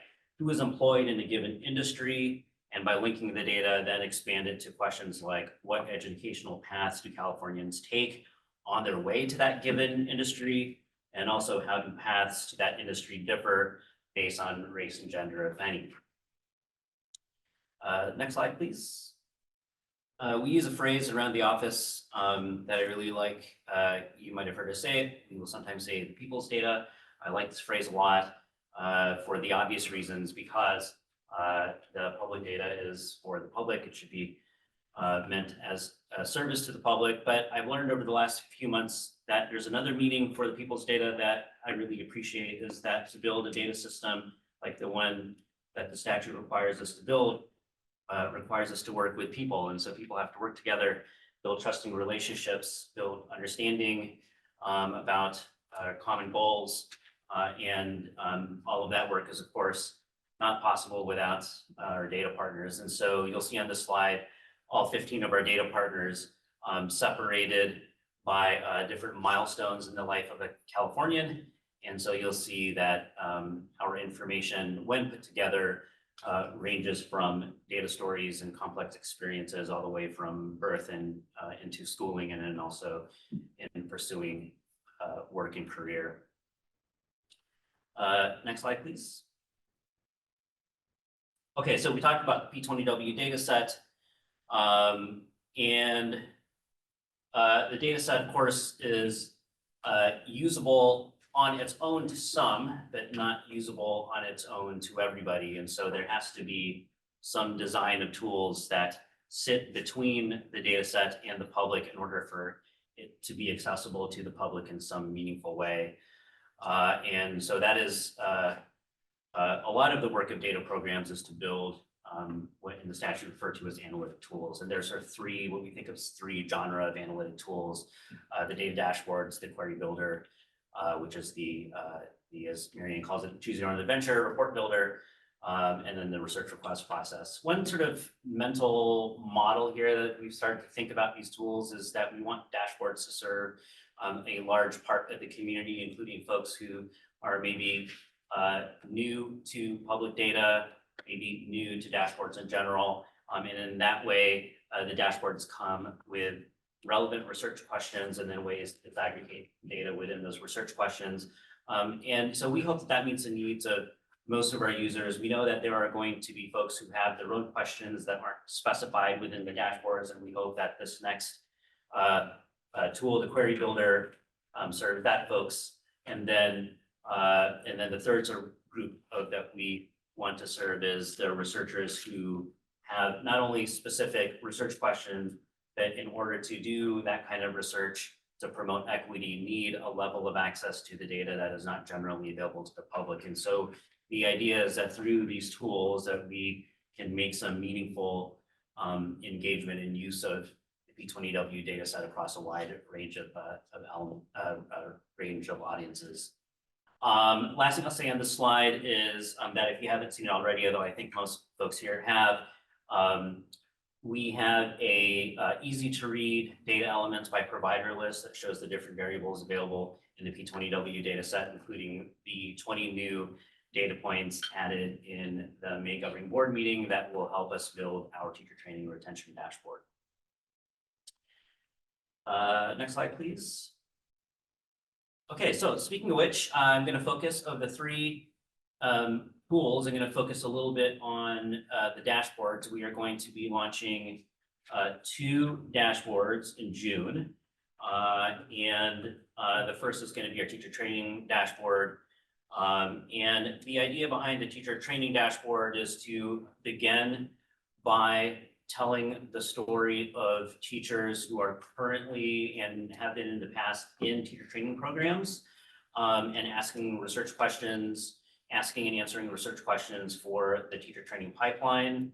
And we plan in future phases to continue working with our partners at CDE to see what else is possible and add data points and additional research questions to the teacher training retention dashboard.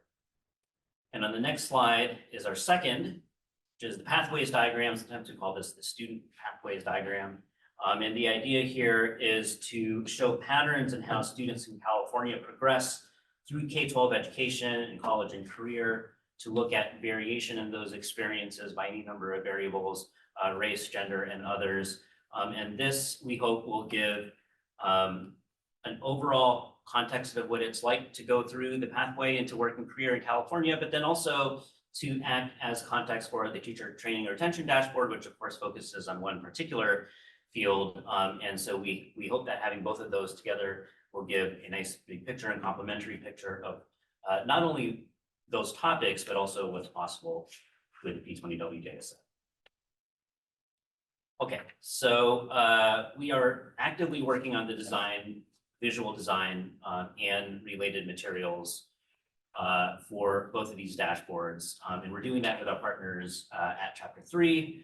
We're a design firm helping us both take all of the work that was done during the 18-month planning process to understand who the audience is, and then building on that to study our audience a little further and come up with ideas that we can begin testing and getting input on.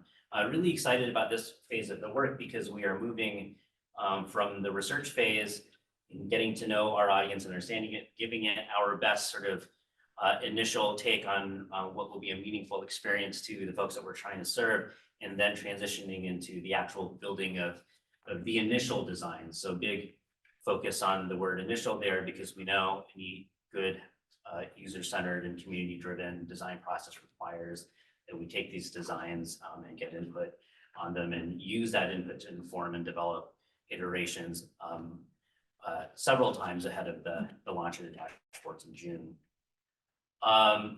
Okay, so I'll close my part of the update with a summary of our practical tools. So that'll be the next slide.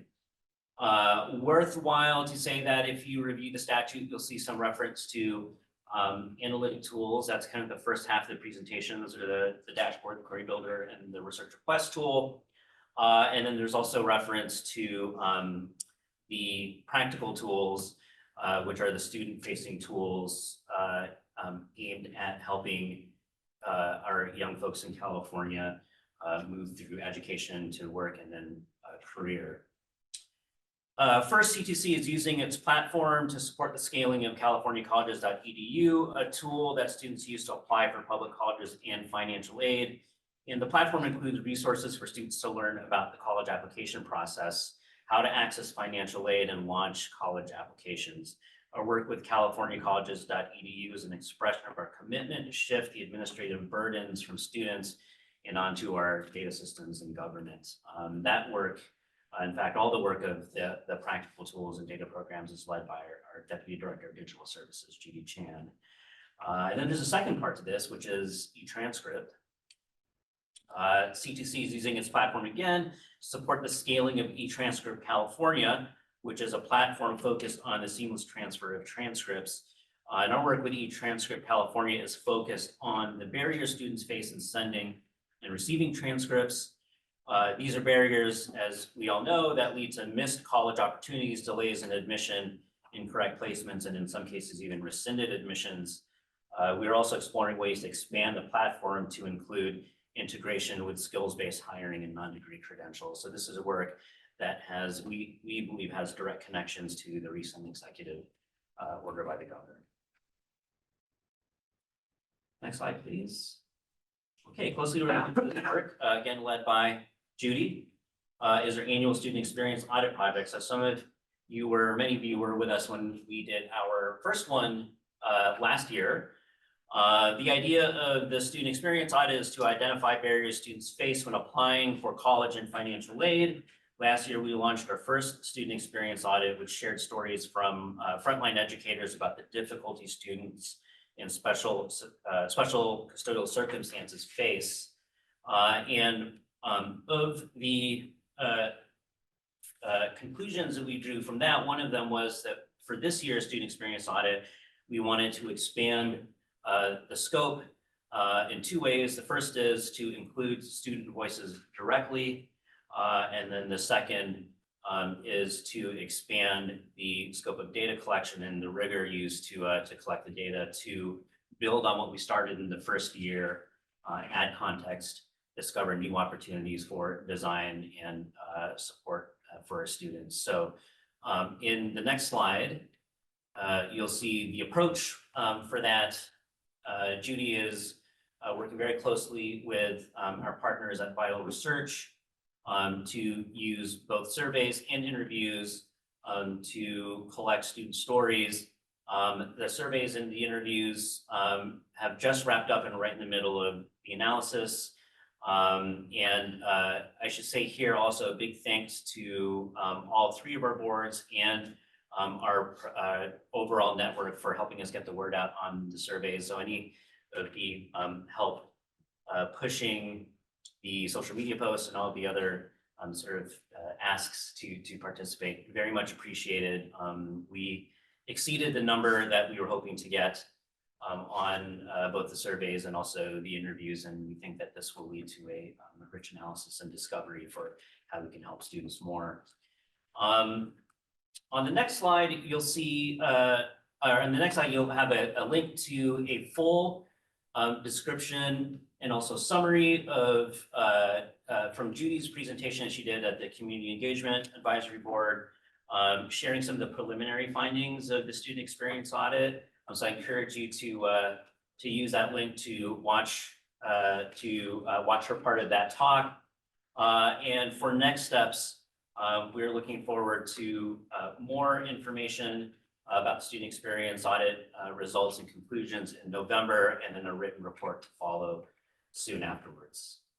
So that's all I have for my update. I want to thank you again for all your support and for your time today. And new members, Harlech, Norris, Gatanza Rite, Shaq, and Fong, welcome aboard. And back to Mary Kate for member questions and comments. Thank you so much. Are there any member questions, comments here today? I see a hand from member Connor. I just want to thank you for your presentation. I really appreciate all the hard work. I just wanted to know for some of the dashboards, will this be lag time for particularly the workforce outcomes, or is it real-time data? Yeah, it'll be lagged. So depending on the source of the data, it'll be at least a year. So for example, and in some cases more, depending on what data is available. So the window's open right now to import data, and then Marianne talked about earlier, the regular cadence of importing will be every March. And so every March we import the most recently available data, which is in almost all cases 1 year or more. Yeah, so not real time. Member Huff.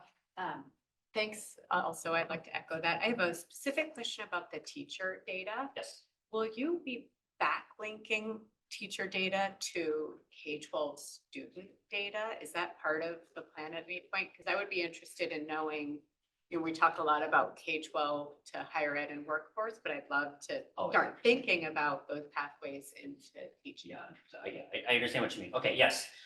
So the nature of the data set is if a Californian exists in all of the institution data, then that will be linked, right? So in theory, if there was a person who is a teacher and who attended, just as an example, CSU was a teacher training program. They also went to high school and elementary school in California, and indeed even in preschool, and those records were linked, then that is data available to visualize either in the dashboard or the query. Great, thank you. I see two hands, so we'll start with member Chavez. Thank you for your presentation. You're welcome. First, I want to say thank you for reminding us that the added value of the P20W data set is the linked data. And thank you for that reminder, because I think we all need to remember that, like the CDE, they have so many dashboards, for lack of better words, they have different query tools, and I think that that's going to be, it's just really important for all of us to just be reminded. And it occurred to me that maybe another thing we could add in our proposal template is like name other data elements this would be linked to, or else it kind of, we run the risk of like we're proposing new data things that elements that wouldn't necessarily be linked to something. It's just something I thought about as you were talking. So thank you for that. But second, I wanted to ask you about the CCGI. So I'm just really curious about what the bigger vision is with regards to folding that work under C2C, if at all, or is it going to always remain a separate office? Yeah. So I think that's the question for I think the statute specifies that as a question for the future. So no answers for that today. But I can say we work really closely with them, with the goal being to take their efforts at scaling to all schools in California to provide that service for free for all students. It's a mission that aligns perfectly with our focus and their focus on relieving administrative burden, and we're doing everything we can to coordinate both the communication around that and their overall strategy to scale. And so that's the focus of work. And the student experience audit report, I imagine they're also the audience for that report. Even the student experience audit report, like they would also be, it seems like they would also the reports for them too, right? To inform their tools. Yeah, for sure. Welcome. So I see now another hand. We'll go with member Shack and then member Katanzarite, and if possible, wrap up member discussion. Thank you. This is Oliver Shack. I had questions about sort of the various research tools. So researcher can request data, they can access the query tool or the dashboards. And one thing I'm wondering about is, are they all pulling from the same underlying data? Are they all sort of a 100% sample of the data? And also related to that, are there, especially for the query tool, are there like kind of differential privacy algorithms being applied? So somebody could get like slightly different answers depending on what they're using. And then a different question, but I also want to put out there is for the query tool, do you envision a certain kind of user experience? Are there certain resources that are out there perhaps in other states or other entities that you're kind of looking at for that user experience? Yeah, really good questions. I'll take them one at a time. The first is, all three of those tools draw from the same underlying data sets, but the dashboards draw from an aggregated data set that comes from the larger P20W data set, built according to the spec of the research question. So a subset that comes from the underlying P20W data set, and much of that has to do with keeping that data set safe and separate from the parts of the data set that the public accesses. Very similar to the query builder, except for much larger aggregated data set from the data dashboards. And then the research request tool kind of has the largest and sort of closest thing that you would find to the original P20W data set, with all of the sort of protections that need to be in place. And of course, the main sort of protection there is the research request process itself. There are business rules applied, particularly in the dashboard and the query builder, for privacy reasons that will limit the viewing of data if the data set or the sort of subset is too small, sometimes called suppression rule, business rules. And so those will be applied to both the dashboard and the query builder tools. So like in summary, it's before that data gets to the tools itself, that's the data sort of separated out from the P20W data set to protect it. But it all comes from that P20W data set. And just to follow up very quickly, so it sounds like suppression is being applied. Is there noise being added? So is data actually kind of being changed, or is it just like, oh, there's not enough people in the cell, so it will be suppressed? But if it's not suppressed, it's sort of the same number. The current conversation is the latter method. The former method has come up as a possibility. I'd love to hear more offline about your ideas about that for sure. You had another question about examples of query builder types and sort of things that we're shooting towards. We're in the early phases of the design of the interface for that, much more focused on the dashboards right now, but soon we'll be turning towards the query builder. So again, perfect time for us to hear more from you about what you think are great, or for anybody, great examples of what a query builder could be. We have some initial ideas ourselves, but we're still very much in the ideation phase for that interface we're looking at. Member. This is Lisa Catanzarite. Following up, I actually thought Member Hoff was going to ask a slightly different question around student linking teacher and student data, not when the teacher was a student, but students of the teacher. Yes. So, and this is something we have tried so far unsuccessfully to do with our LA project around teacher training. Is that envisioned as a possibility that you would be able to look at teacher data against student outcome data with SBAC scores and other things? Yeah, so Envisioned, yes, in the original set of research questions, when this was an earlier idea, when the chief dashboard was an early idea, that was one of the research questions looking at things like, for example, what is the demographic makeup of the community's teachers versus the sort of local students who go there. At present, we don't have the data to be able to do that as part of the P20W data set that's in the participation agreement. We're having constant, just regular conversations about that particular possibility. But for the first phase, we are focusing on, based on the data that we do have, what the makeup of the teacher pipeline is. And so that's where the focus is. So can I Just add- a follow-up does that?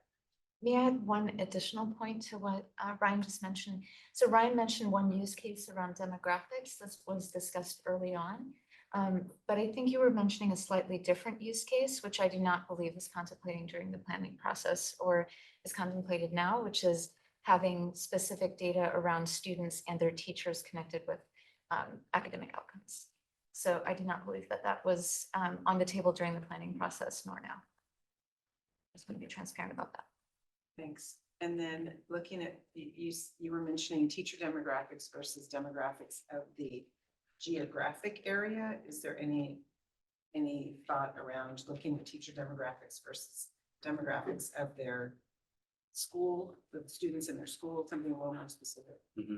Yeah, so the way that exists in the current phase is to sort of the short answer to that is that we look at the demographics of students within the teacher pipeline and then the surrounding area demographics. I think can be some comparison there may, but we understand that that's not a perfect solution because it makes a lot of assumptions about where people end up teaching. I think not having where teachers teach makes that question difficult to answer in the exact way that it's phrased. But we are looking, we do plan to have disaggregation by region for the teacher training programs, and that gives us maybe a partial answer to that, but we acknowledge that that's not the entire sort of answer to the question that you're asking. Thank you. Okay. Thank you, Ryan, so much for your presentation here today. So, And we'll move on to our next agenda. thanks, everybody. Okay, so we'll now be moving on to agenda item 14, which is an update on the Cradle-to-Career communications endeavors. And Shannon Ferrados here to present for us. Thank you. Great. Good afternoon, everyone. I'm Shannon Serratos, QC's Director of Engagement. It's so nice to be in person with you all today and in community. And it's been a while since we last spoke for some of us, and for some of us, it's our first time meeting. So I'm going to give an update today on communications and engagement at C2C. So next slide, please. So Cradle-to-Career has the unique opportunity to build something from the ground up. We're not only launching a data system, we're also able to kind of establish a vibrant and cohesive brand identity that reflects the vision and mission of Cradle-to-Career. We wanted a design that conveyed that we are data-driven and that while it's very serious, the brand is inviting and approachable. As part of the user-centered design process, we collaborated with key stakeholders, which included the Community Engagement Advisory Boards, our governing board, and members of the public to solicit feedback both in real time and via survey. We received helpful and concrete input about images, messages, concepts that resonated with you all when thinking about C2C and the work of the office, as well as those that didn't. So on your screen, you'll see the preliminary kind of user-centered design process for some of our branding work, starting with our logo. So in the left-hand bottom of your screen, you'll see the literal working logo, which is just a C2C, and how it's evolved over time. We spent a couple of months iterating on this logo, and so what you'll see kind of this is the evolution with our finalized logo in the right-hand corner of your screen. We are grateful for our stakeholders' guidance, and we're happy to launch our new logo in June. So the official Cradle-to-Career logo is colorful and dynamic, exemplifying the state of California. The stylized double C's are Cradle-to-Career, our bar charts, really leading into data. And the logo represents a sense of movement, the literal journey from Cradle to Career. So based on this preliminary branding, We are working with our design firm, Design Media, on branding guidelines, which you'll see incorporated into our upcoming work, namely on our revamped website, which we're going to talk about now. So we are in the middle of a complete website redesign. The new redesigned site is one of our key deliverables for the data system because it's one of the main, if not only, ways that users will interact with the data system. So earlier this year, we engaged the web design firm 10up. In this work, they've worked with folks like 538, they did the California DMV, and so we're just super excited to have them help us with this mission. We have completed the strategic planning and design phase of the revamp. We're now in the midst of the content migration and testing. So what you're seeing on the screen now are the prototypes, recent prototypes from C2C from 10up on the new C2C homepage. The new Cradle-to-Career website will engage visitors by presenting attractive visuals, intuitive navigation, concise messaging, while also increasing functionality and be easy to use. The design should be modern and showcase information and data relative to stakeholders, and the new site will be intuitive with mobile responsive design, flexible, visually appealing, informative. Importantly, it will be safe and secure. We're really focusing on accessibility and making sure that it's ADA compliant and able to support our data dashboards, our query builders, and all of our analytical tools. So we're about a month out from relaunch. So there's more to come on that, but we will be tapping this group for your help. And all of our key stakeholders are getting the word out on the redesign. So I just say that you'll see more coming soon, but we're just really excited and want to share the progress made with you today. Next slide, please. So as you heard earlier from Ryan and others today, the promotion and scaling of C2C's operational tools is a key component of our work.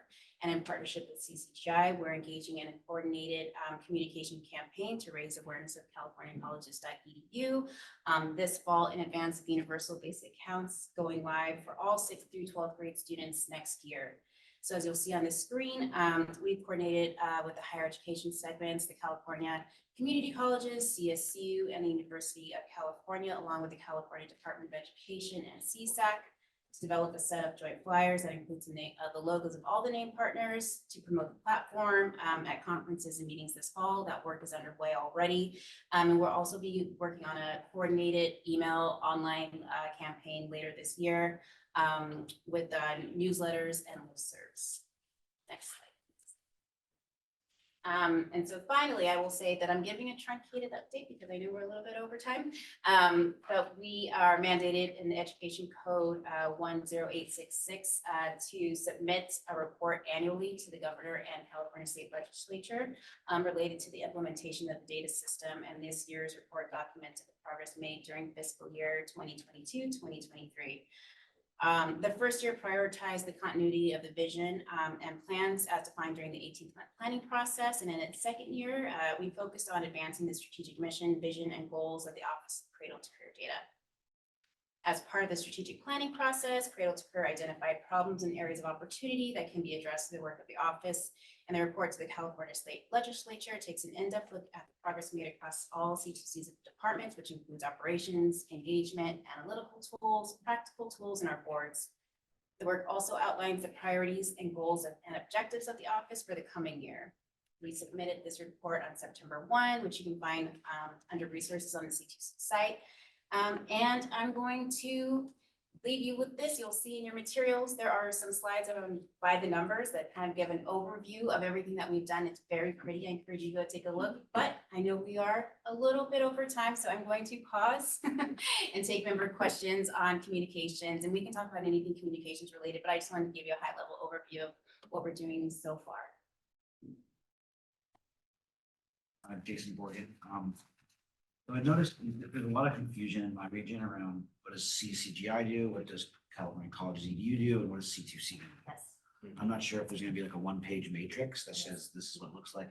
I think I would love to see that handed. Absolutely, and you're absolutely right. As you heard, we are really in charge of making sure that we're scaling or helping scale California College EDU, but we have heard consistently that there is some confusion around that. And so there's an entire page for practical tools that kind of makes that distinction between what California College does, what e-transcript will do, and how we, as the role of the office, fall into, oversee all of that work. And so I appreciate you surfacing that, because that's something that we've heard from folks, do you work for CCGI? Does CCGI work for you? How does that work? So that's something that we're taking very seriously in this redesign, because we know that that's a sticking point. So thank you. And we also have member Fong with their hand raised. So Diana, please. Yep. feel free. Hi, Diana Fong. Thank you so much for sharing about all the communications. One of the things that I'm thinking about is the accessibility for parents and students. And in one of the images, it was very like text heavy. And nowadays, I think that there are a lot of parents and students who are on their phone, on social media, TikTok videos, etc. So are there any plans to making videos or having targeted ads that would go reach the students or the parents who were hoping to access the data system? The answer is yes to all of those things. On the infographics side, one thing that we didn't talk about today, but as part of the collateral, the wraparound supports that I'm calling it for the data dashboards, we are envisioning making all of our materials really accessible for all types of users. So not just your power users, the folks who really can drill down variables and get into the weeds with data, and making sure your occasional users, the moms of the world who are just trying to see what's going on with their school, have the ability to do so. We're creating tutorial videos just to show how to interact with the data, one pagers, also very clear and text heavy, not text heavy, visually heavy, not text heavy, so that folks can understand how they can interact with the tool. And the goal is to increase data literacy for everybody. So it's not just the folks who are already well versed in data and know what they're doing, making sure that we can bring everybody up so that they feel like they're part of the process as well. And so we're working on that. I will say that we have a community conversation coming up next week. We're going to be piloting some in-person community events throughout the state in the next couple of weeks, months, where we are pressure testing some of those materials. And so that's very much on top of mind. And I also will say that our new Deputy Director of Communications, who joined us, Anjali Palomar, is really helping us think about streamlining our social media and making sure that we can get those ads out there. We don't have things like Facebook. We don't have things that like Instagram that can allow you to easily create ads now, but that's definitely top of mind and top of her list as we think about outreach, making sure that we are on Facebook so that we can reach parents and all the places where folks are that we are currently not. And so as we expand, as we grow, this is something that we've been thinking about very deeply. And so as I've increased my team of communications to you too, we're going to be doing a lot. And so we're very excited about that. And we also will have a comm specialist joining us in the coming months as well. So just really thinking about all the work that we can do is very exciting, but there's a lot already in the works. So thank you for that. Thank you for that. Thank you. Very excited about that as well. And hopefully we can use, unique tracking systems to links and stuff so we can know which communications are most effective for families and students who are accessing the collateral that you're creating, that your team's creating. No, thank you. And one last thing I will say about this is we're also, we have interpreters online today, but we are also utilizing our firms to translate all of our materials. And so any infographics that we do right now, we're in the middle of redesigning a lot of the stuff that's on our site now, the new redesigned website. And so that will be available. Our very preliminary infographic will be available in 8 languages for folks across the state. And so we want to make sure that we are also tracking to see what it's getting used, how it's being implemented. So this is very much top of mind. So again, I appreciate you surfacing this because I want to be efficient today, but I want to make sure that folks have the information that they need. Thank you. All right. Thank you very much for that presentation, Shannon Serrato. Okay, so we'll move on to agenda item 15. This is it's a new agenda item for our Data and Tools Advisory Board members today. And I'd like to refer members to the staff report that was drafted for this agenda item. And if you're following along at home, the public, please feel free to access our website.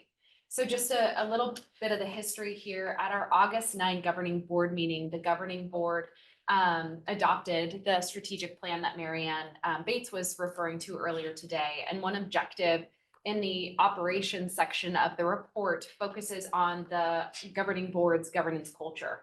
And the idea for this objective came from the presentation that Leading Resources gave to the governing board last February focusing on 5 habits to assure high levels of performance from organizations. And so habit 4 centers around the governing board developing itself so that it can effectively serve the organizational needs. And this objective was developed thinking about how the governing board can implement the 5 habits with a specific emphasis on habit 4, which is participation in the strategic plan, the mission, the vision, and goals of C2C. So as the office was thinking about how we can emit and cultivate this governance culture, we thought about advisory boards and how we can draw you all in to these characteristics that were established through the scope of the board and just how we can kind of uplift the work that you all are doing offline to help the governing board or C2C as well as the advisory board. And so this is going to be a standing agenda item that we'll see at all of our future meetings, and we'll really be leaning on you all members to provide this report out. And so we'll have this allotted time so you could share different strategic partnerships that you've been developing or communications that you've been engaged in.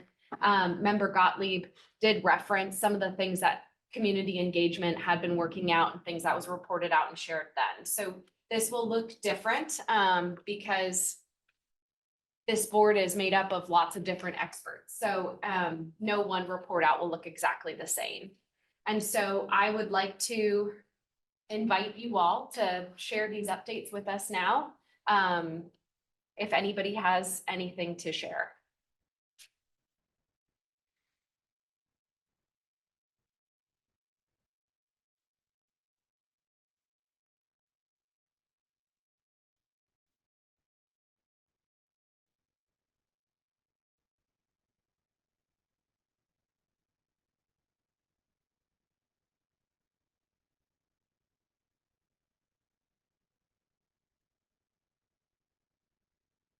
So this was maybe a good, oh, sorry. please, no, I was please, just- wonderful.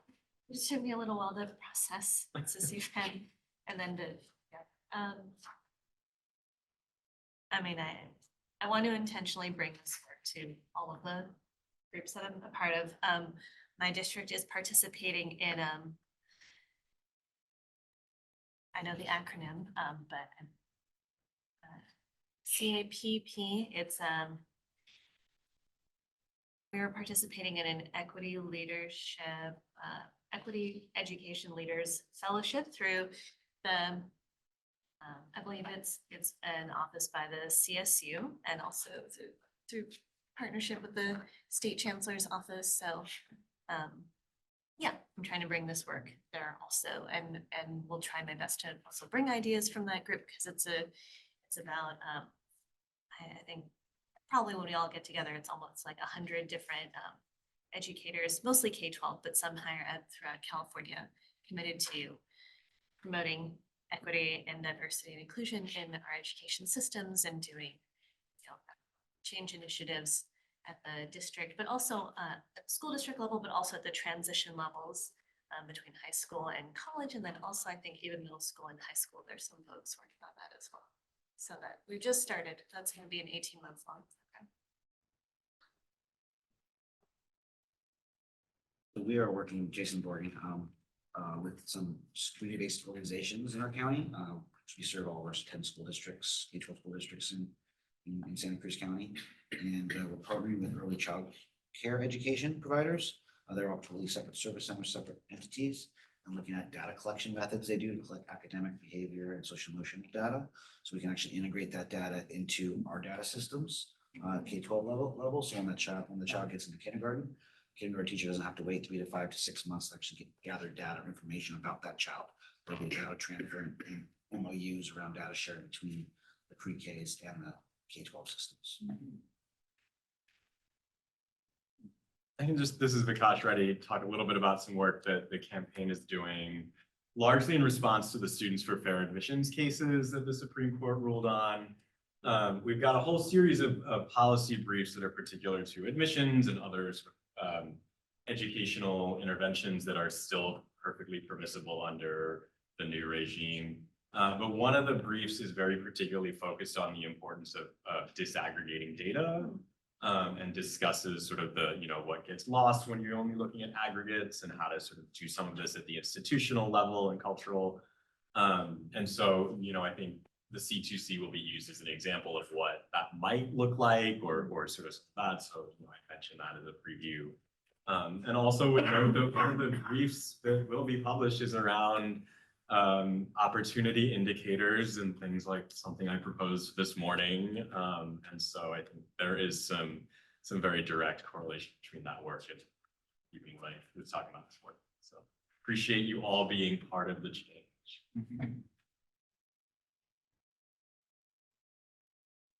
Not data related, but I've always helped to establish internship programs and I love hearing that data. So I think we're gonna go harder on that. And I love also hearing about the youth board membership. So I think that'll be what we'll bring next with our community partners and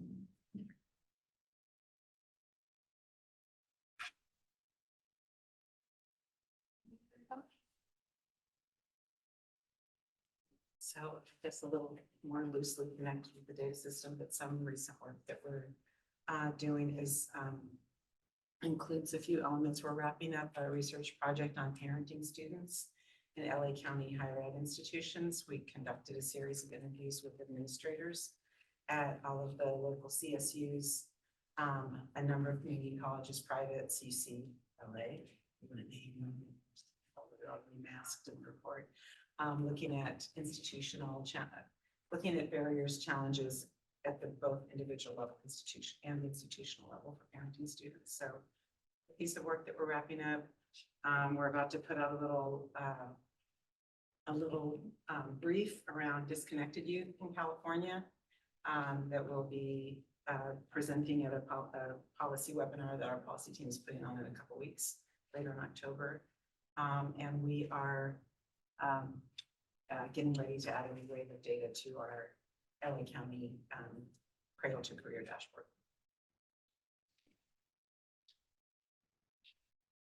And I see that member Fong, your hand is raised, please. Yeah, I'm happy to share a little bit about what we're doing at Braven. One of the, I did share that we are trying to leverage all of our data points to identify what are key predictive factors for student success in reaching a strong economic opportunity within 6 months of graduation. Some of the big wins that we've seen on the federal side is that within these grants, CSUs and institutions across the nation and the state can actually apply for millions of dollars to think about offering an undergraduate credit-bearing course for career development to better bridge the academic and career transition and leverage some of those dollars to support programs like partnering with Braven, for example. As we're working with universities and different systems, we're also seeing that there are difficulties, I would say, applying to these grants because most of the times these are 60-day, turnaround grants. And so we're trying to support in figuring out how to add capacity to the institution so that they can really access these dollars. And then another thing that we are trying to do that I totally forgot about and blinked about, I'm not even going to talk about yet because I just forgot. So I'll share later, but that's one big piece. Thank you so much. All right, well, thank you, members. This was, again, the first time that we piloted this agenda item, so I really appreciate the contributions and look forward to hearing more at future board meetings. So thank you very much for your continued partnership and support. Okay, we'll move on to the next agenda item, which is discussion and possible action on 2024 proposed Data and Tools Advisory Board dates. So this is another new process. I mean, y'all have had a year's worth of meetings, but we have never taken it to vote at a Data and Tools meeting. So this is the first time that we're seeing this live out in real life. There is a staff report that I'd like to refer again members to, as well as the public. It's on our website. When we looked into booking the 2024 dates, we kept in mind the current cadence of meetings, as well as state California holidays, and then religious days of observance. And so these are the proposed list of dates. If helpful to say out loud, last year in June, or like the summer meeting, we had a joint meeting with community engagement folks. And so they did adopt the July 10th, if that's helpful to know. A quick, if potential, amend that I would make to this is we did figure out that this space is not available on Wednesday, June 6th. So if folks would be amenable to it, sorry, March. Did I say May? June? What month did I say? March. I did want to say March. Thank you for that. So the March 6th, I'm going to say that again, March 6th. If we could change that to be Tuesday, March 5th, which would be the day prior, because we would have a space to convene in, which would be quite helpful since we're currently trying to get our new space and don't quite have that public location ready for us yet. Happy to open it up for member comments. As I conclude my presentation, staff recommends the approval of the dates, again, with the amendment of Tuesday, March 5th, and then the other date standing. And if there's no discussion, I'm happy to also just take a motion. Motion to approve the meeting dates as listed. Second. As listed or as amended? Or sorry, as amended. Thank you very much. With the Tuesday. Thank you, March 5th instead of March 6th. Yes. Motion to approve the meeting dates with the amendment. That's the one I second. Thank you very much. Okay, so I have a motion for member Orlick. I have a second from member Reddy. Wonderful. We'll open this up for public comment at this time. There's no folks here with us in Sacramento that I see a hand raised. If there's anybody online with us that would like to participate at this time, we are limited to this agenda item, but feel free to raise your hand. I'm not seeing any hands raised. I'll give it another moment. Seeing no change in status, I'm happy to close public comment on this agenda item, and we can open it up for a vote. Member Anthony Jr. Yes. Member Borgen. Yes. Member Catanzarite. Yes. Member Chavez. Yes. Member Cochran. Yes. Member Faust. Yes. Member Harlech. Yes. Member Huang. Yes. Member Huff. Yes. Member Livingston. Yes. Member Norris. Member Orlick. Yes. Member Owen. Yes. Member Fong. Yes. Member Reddy. Yes. And Member Shack. Yeah. With 15 ayes, the motion passes. Thank you. Okay, we will now open it up for general public comment. So this is time for anybody that's in our virtual space or here in Sacramento to raise their hand and they can comment on anything. So I am seeing 2 hands raised. So I will open it up. And because we have so few comments, we can take 2-minute comments. I will unmute you. Liz? Thank you. Good afternoon. This is Liz Guillen, again, of Council with Public Advocates. My comment is about item 3, the process you implemented today for considering additional data points to the data set. We appreciate all the members that made proposals, whether or not they were selected, and we also appreciate the robust discussion today on the process itself. We have 3 suggestions about the process. First of all, 3 proposals per year is a very modest number to consider for feasibility studies. We recommend that you increase the number of proposals that are publicly voted on by this board and give special consideration to proposals for data that already exist. The second is that members of the public should also be able to directly submit data proposals for consideration. Well, we encourage that a separate process be developed so that it is accessible to stakeholders who have expertise with education data systems. This would integrate more community voice into the public engagement efforts, and it could be integrated into your work to improve the data proposals process in next year's governance manual. Lastly, we understand that there may be cases in which data providers could reject a data proposal.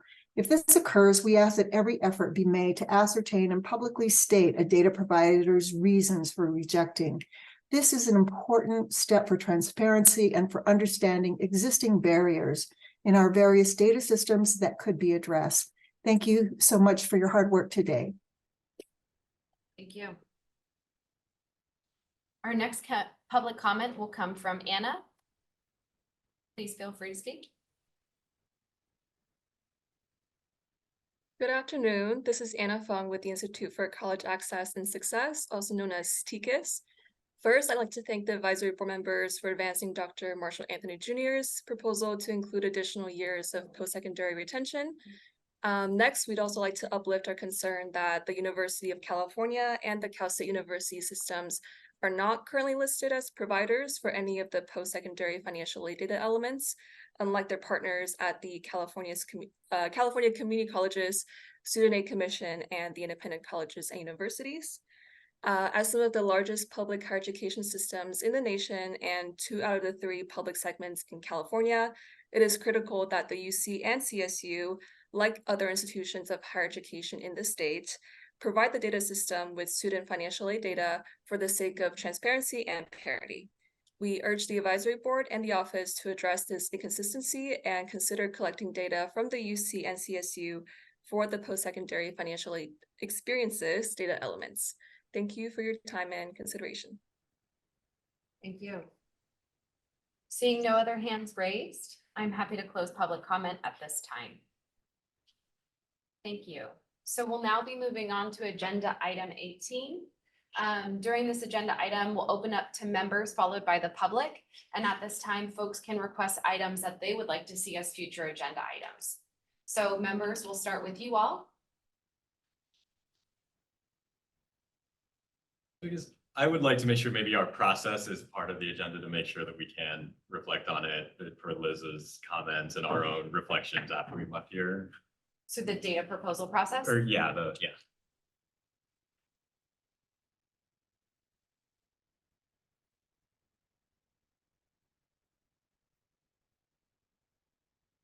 Just to piggyback on that, I would just recommend that the agenda item have an action component to that, so that at the end of that conversation, this body's interested in making a formal recommendation, formal communication to the governing board. That's part of the agenda. I was going to ask for that clarification. Thank you.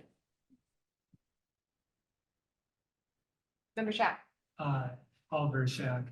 I think actually going off of the last public comment, I know there was some discussion about availability of student financial aid data and debt data, and there were some questions about sort of the ability to obtain those data, whether that's restricted by the HEA and the ban on the student unit record system. And so I think that would be a great sort of informational topic to cover. And then a second one, also kind of informational, is kind of learning more about linking together data and what identifiers are being used. When are we using sort of match with a high confidence versus a fuzzy or lower confidence badge? I would really be interested in that. Thank you. Member Chavez. I think it would be great to get a presentation on CGI in particular. Love to see like the student platform, and also the student platform, the actual tool itself, and then hear more about e-transcript. I'm very familiar with it, but I'm sure most of my colleagues are. Trust me when I tell you, you will be amazed of what CCGI has built. Jason Borgen. I'm wondering if it's maybe it's premature with the system being built kind of simultaneously, but I'd like to see the training plan and professional learning plan, both for educators and for families, and the plan to roll it out, and how we're going to get the use up and increase the ability to be proficient with the system and the tools.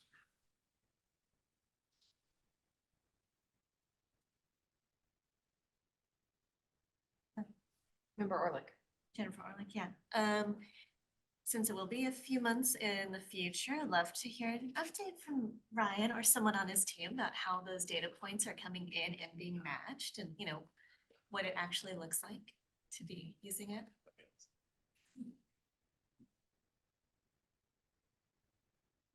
So a light meeting in March. Yeah. Should we make it 2 days? That's great. Okay. All right. Wonderful. Thank you. Wonderful ideas.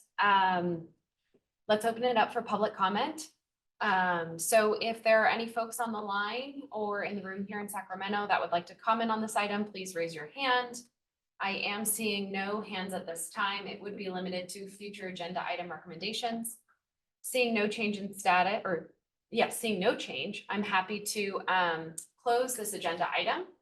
And that will bring us to agenda item 19, which is adjournment. So before we close, I just wanted to, thank you all so much for your participation, time, energy, focus here today.